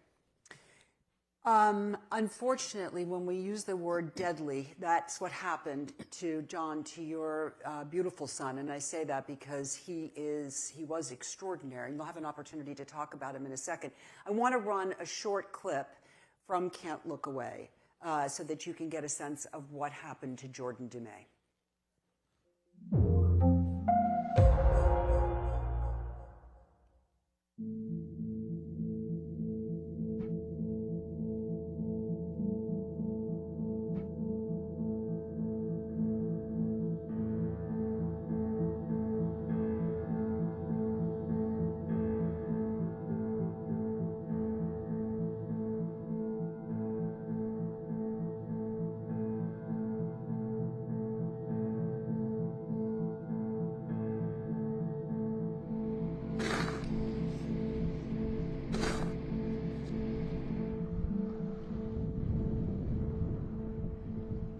Generally, when we respond to suicides, within the first couple hours, usually we can figure out the reason why it occurred.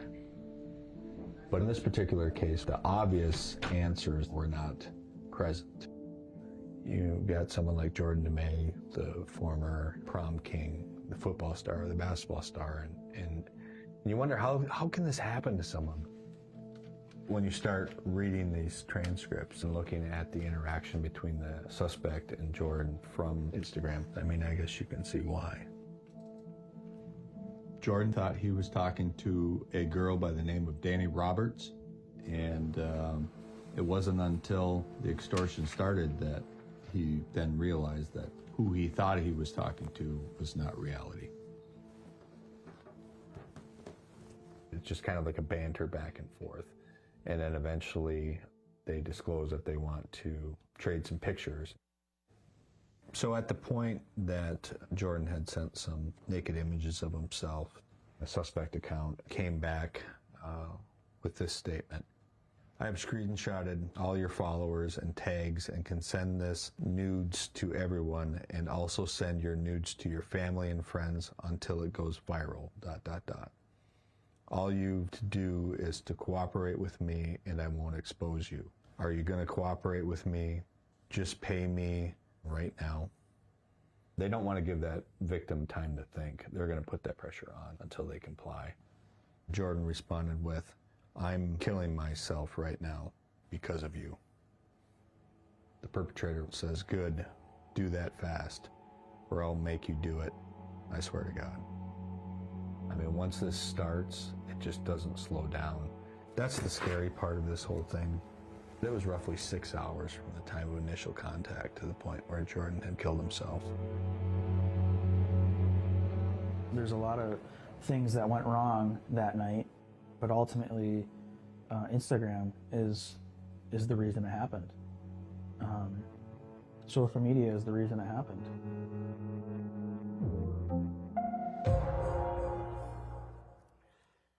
John, thank you for sitting through that. I hate when we reduce somebody into a few things, and I think that as I read the media around Jordan's death, it was that he was a basketball star, he was the homecoming king, he was obviously so many things, that more than that, he was your son. Tell us a little bit about who Jordan was. Yeah, Jordan was an amazing young man, as you can see. I mean, that's what the outside world gets to see, but he was my only son. You know, we shared the passion of the gym together and going to the beach, the Florida beaches, a couple times a year, and just getting out and living life. And he was just such a great young man. He had a very diverse group of friends. He was, you know, he was the kind of guy that would help the lady who dropped her books walking up the stairs. And unfortunately, as a parent, I didn't get to learn a lot of those other things that were outside of our home until his funeral, when thousands of people came and dozens of young people who Jordan had not even met personally were saying such beautiful things at his funeral about what kind of a person he was, and that's just that was a testament to who that young man was. Can you talk about, John, the last line in that clip is that you blame Instagram for what happened to Jordan. Can you explain that a little bit? Yeah, well, there's not enough time in the day to explain all the reasons, but in general, you know, I live in a small community in northern Michigan on the South Shore of Lake Superior. It's 30,000 people. We don't have to lock our doors there. I grew up there, and I never locked a door in my life. I leave my wallet in my truck, and it's there every time I get up in the morning. That's the area that we live in. And, you know, we do secure our home, and we are a secure family, and unfortunately, social media gives these criminals a platform to come in your home in the middle of the night when you're sleeping and do horrible things like what happened to Jordan. It's so true. It's so true. And Olivia, I think that what's meaningful is that's Instagram, right? That is sextortion on Instagram. That is just one of the things that is happening across so many of these platforms. Tell us a little bit more about what's happening across these other platforms and why these large social media companies seem relatively impervious. It's a great question. So, you know, to the first point, I mean, sextortion is one of the issues that we've seen. Tragically, it's impacted, 12,000 children across this country have been targeted by sextortionists, and it's led to dozens of suicides. We're seeing these numbers come up in lawsuits and being released by the FBI. But beyond that, there is also cases where children have been sent harmful content by algorithms promoting or glorifying suicide, essentially showing them how to commit suicide, the method of suicide. We're also seeing drug dealers using platforms to connect with teenagers and sell them prescription pills which are laced with fentanyl, resulting in overdoses across the country. So a number of cases have been filed across the US, and many of these, I mean, we saw recently, just earlier this week, TikTok, 14 state attorney generals have filed lawsuits against TikTok.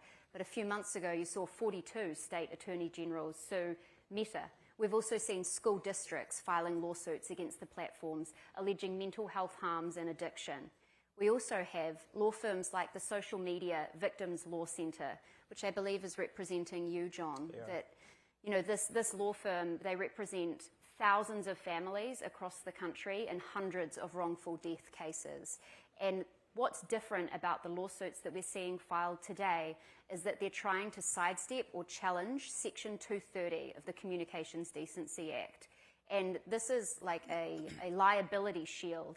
It is blanket immunity for these platforms, so they cannot be held liable or accountable for the content that is posted on their sites.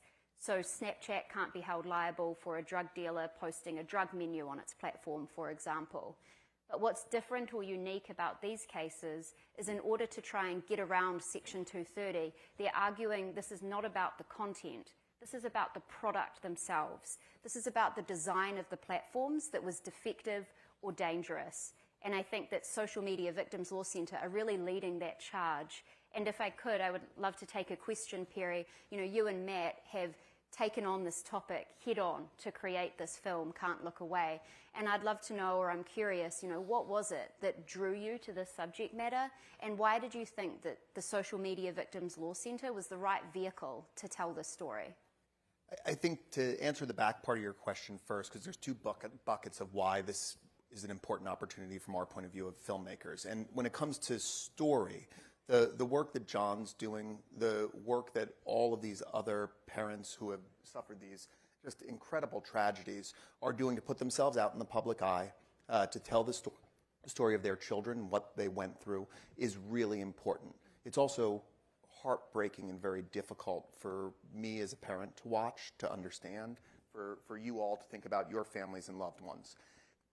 Inside these lawsuits and inside the work that John and the other parents featured in this film are doing is a hope for real, meaningful change. That it is not hopeless. This is not a fait accompli. This is a dynamic situation. With every new technology comes new opportunities and new dangers. The dangers here are real, and we're following for the better part of 2 years an effort that combines the civil justice system with parental activism and engagement to tell this story. And we see it happen in real time. So we're with the parents in the room as they're pushing their investigation. We're with the lawyers as they're arguing in court. And it shows the potential for change. And that's the story side of why we feel this is so important and so urgent. I also want to point to, as filmmakers, the Bloomberg side of this. We're investigative documentary journalists, filmmakers, whatever label you want to put on us. We like the journalism part of filmmaking. And investigative programming, as many people in this room know, is more and more difficult to do in this environment. So to have be rooted in your reporting, Olivia, but not just your reporting, the entire Bloomberg newsroom's infrastructure and expertise, and very specifically from the executive producer of this film and executive editor Kristen Powers, helping us and Bloomberg work together as independent filmmakers to bring that expertise and that journalism, because there's lots of activism to be done, there's lots of warnings to be raised, but most importantly, if we're going to have a changing situation, we have to root it in fact, in responsible reporting that's responsible not only to the tragedies that have unfolded, but also to the companies that are being put in the eye of scrutiny.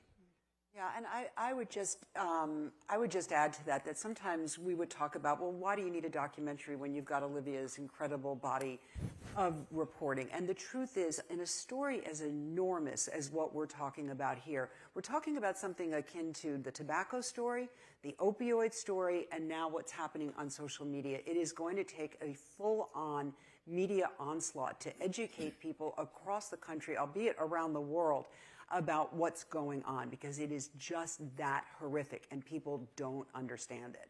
However, I want to keep an eye on the time because what so often I feel happens when you're talking about these terrible, terrible stories is that you lay it out there and then you tell everybody just like, have a good day and have lunch. But so we don't want to end this conversation without making sure that, and John, I'm going to begin with you. You are spending a lot of time talking to audiences, different kinds of audiences, about what's going on. What does everyone in this room, or people who are watching it on streaming, what do they need to know so they can help better navigate their own lives, their children's lives, a life that they touch that is a child's life? I think the most important thing, the 30,000-foot view, is that social media is not your friend, right? It's not there to protect you. Even though when Mark Zuckerberg goes to, and the other CEOs that go to Capitol Hill that I attended in January and says all these wonderful things that they claim to be doing on their platforms, it's not enough. And even for adults, we don't even have the adult conversation because there's not enough time. We have to spend all of our energy just trying to protect our youth from the crimes that are happening on social media. It's a full-time job for millions of people, and we're not winning yet. So if that says anything to you about what's happening in the social media world, I don't know what else can.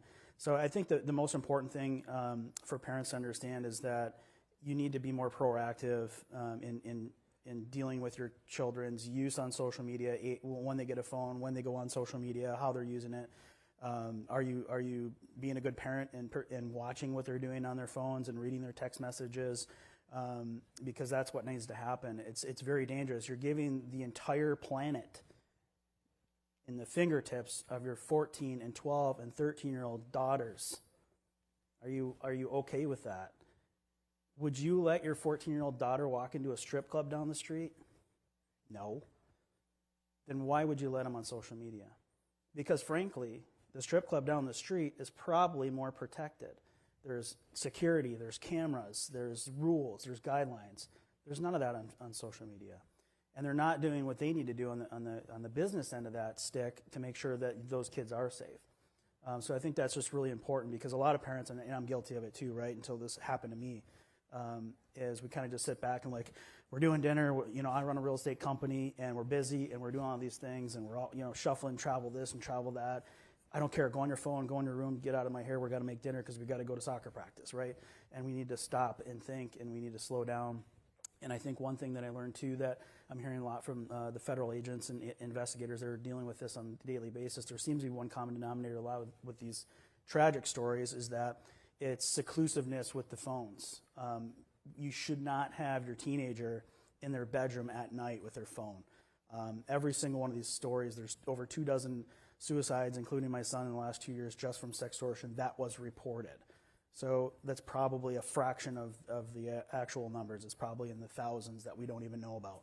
The only reason I know about my case is the extortionist happened to send one picture to his girlfriend and tried to extort her, which actually isn't normal operating procedure for them. But that one picture gave us evidence to track down 4 Nigerian men, which resulted in 3 extraditions for the first time in United States history, 2 of which were pled guilty and were sentenced in my hometown 2 weeks ago, and they're doing 18 years in prison. So my message to you, if you're in the tech world and you're not protecting kids online, I'm coming for you. And if you're in another country and you think you're going to hide behind our ocean, wrong, we're coming for you. We have airplanes gassed up and ready to go, and the government is building relationships and making sure this stuff is going to stop. But it starts here with the people in this room, people that are sharing Jordan's story. I mean, we couldn't do this. I mean, there's no way we could get this voice out here, but we have to do something. And I think the biggest thing is Section 230 is the impetus of what we need to change. We have to create a fissure in that, because right now they have blanket immunity to do whatever they want, and they're going to hide behind that every time versus having to go to their shareholders and explain what they're doing with their company, because their numbers are going to go down when they start cleaning out house in their platforms that are probably 30, 40, 50% fake and fraudulent accounts anyway.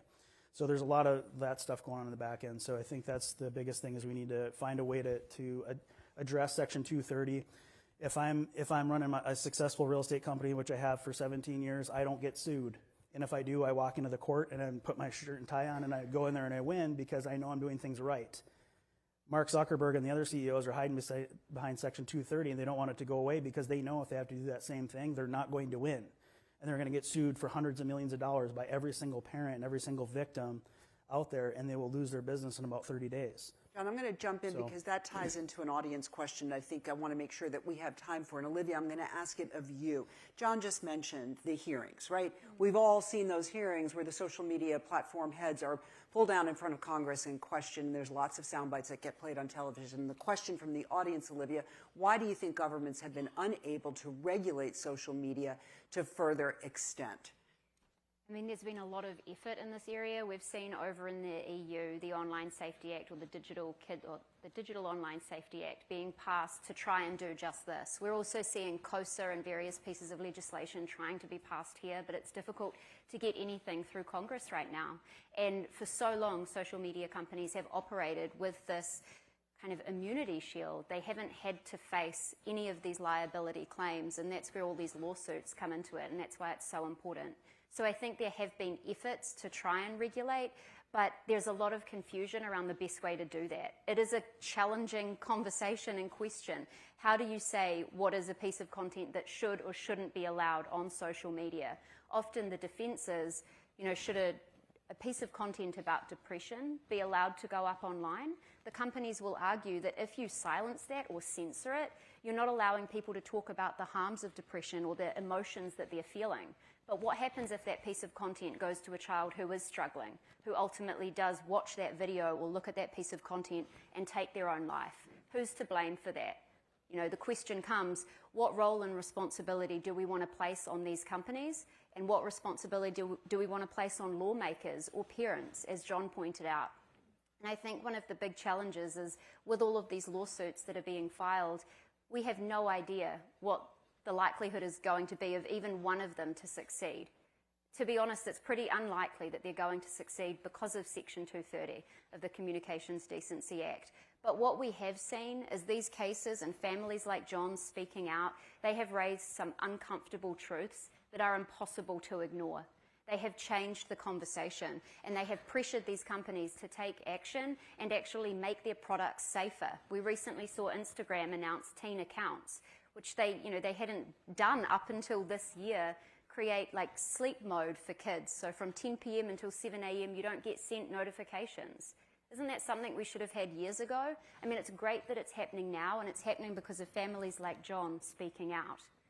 And can I add to that real quick? And I know we're out of time and we got to go, but I think it's really important to understand that there's two avenues, right? We can make change in this wonderful country with litigation in the civil side, right? And we can also make it with legal change at the Senate level and creating bills. COSA, Kids Online Safety Act, was in the Senate, passed the committee 100%. Every Republican and Democrat in the committee voted to have it. It went to the actual Senate for the vote, 93 to whatever, 2-4.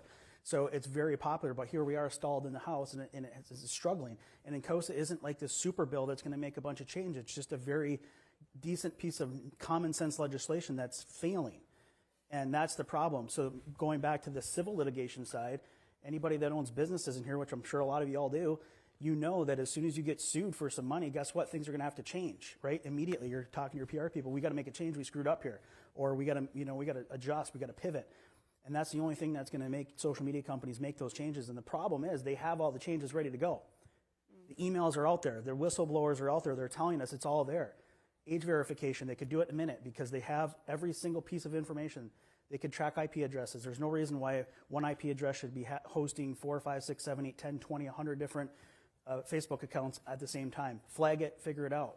They have the technology built, ready to go. So when these things come down the line via either legislation or a civil lawsuit, they have it ready to implement. They're ready to pivot at any moment, but they're choosing not to implement it until they absolutely have to because they hide behind Section 230 and make sure things are looking good for their shareholders. And that's what we're dealing with.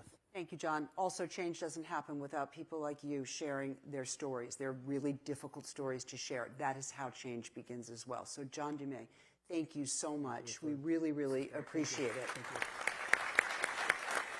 Thank you.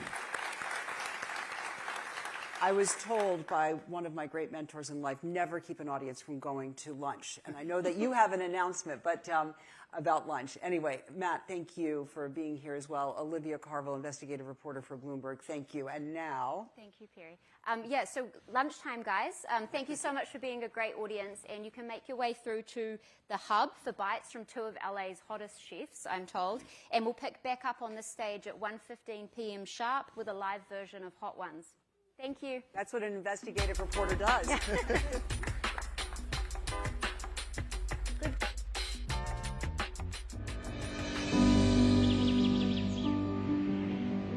Welcome to the Bloomberg Green Docs Film Festival. We received 155 submissions from 37 different countries. One of the things that I try to do when I'm making any story is to ask myself, does this story scare me? And if so, that means it's probably a good story. Each time I'm visiting the glacier, I'm concerned what will be the new face of the glacier. We are in a total climate crisis. For me, that keeps me awake at night. I have the honor of announcing this year's winner. Please join me in congratulating Maria Stanisheva, director of Finding Home. We've been doing it out of enthusiasm a lot of the time, and now we really need to start structuring the work into real production.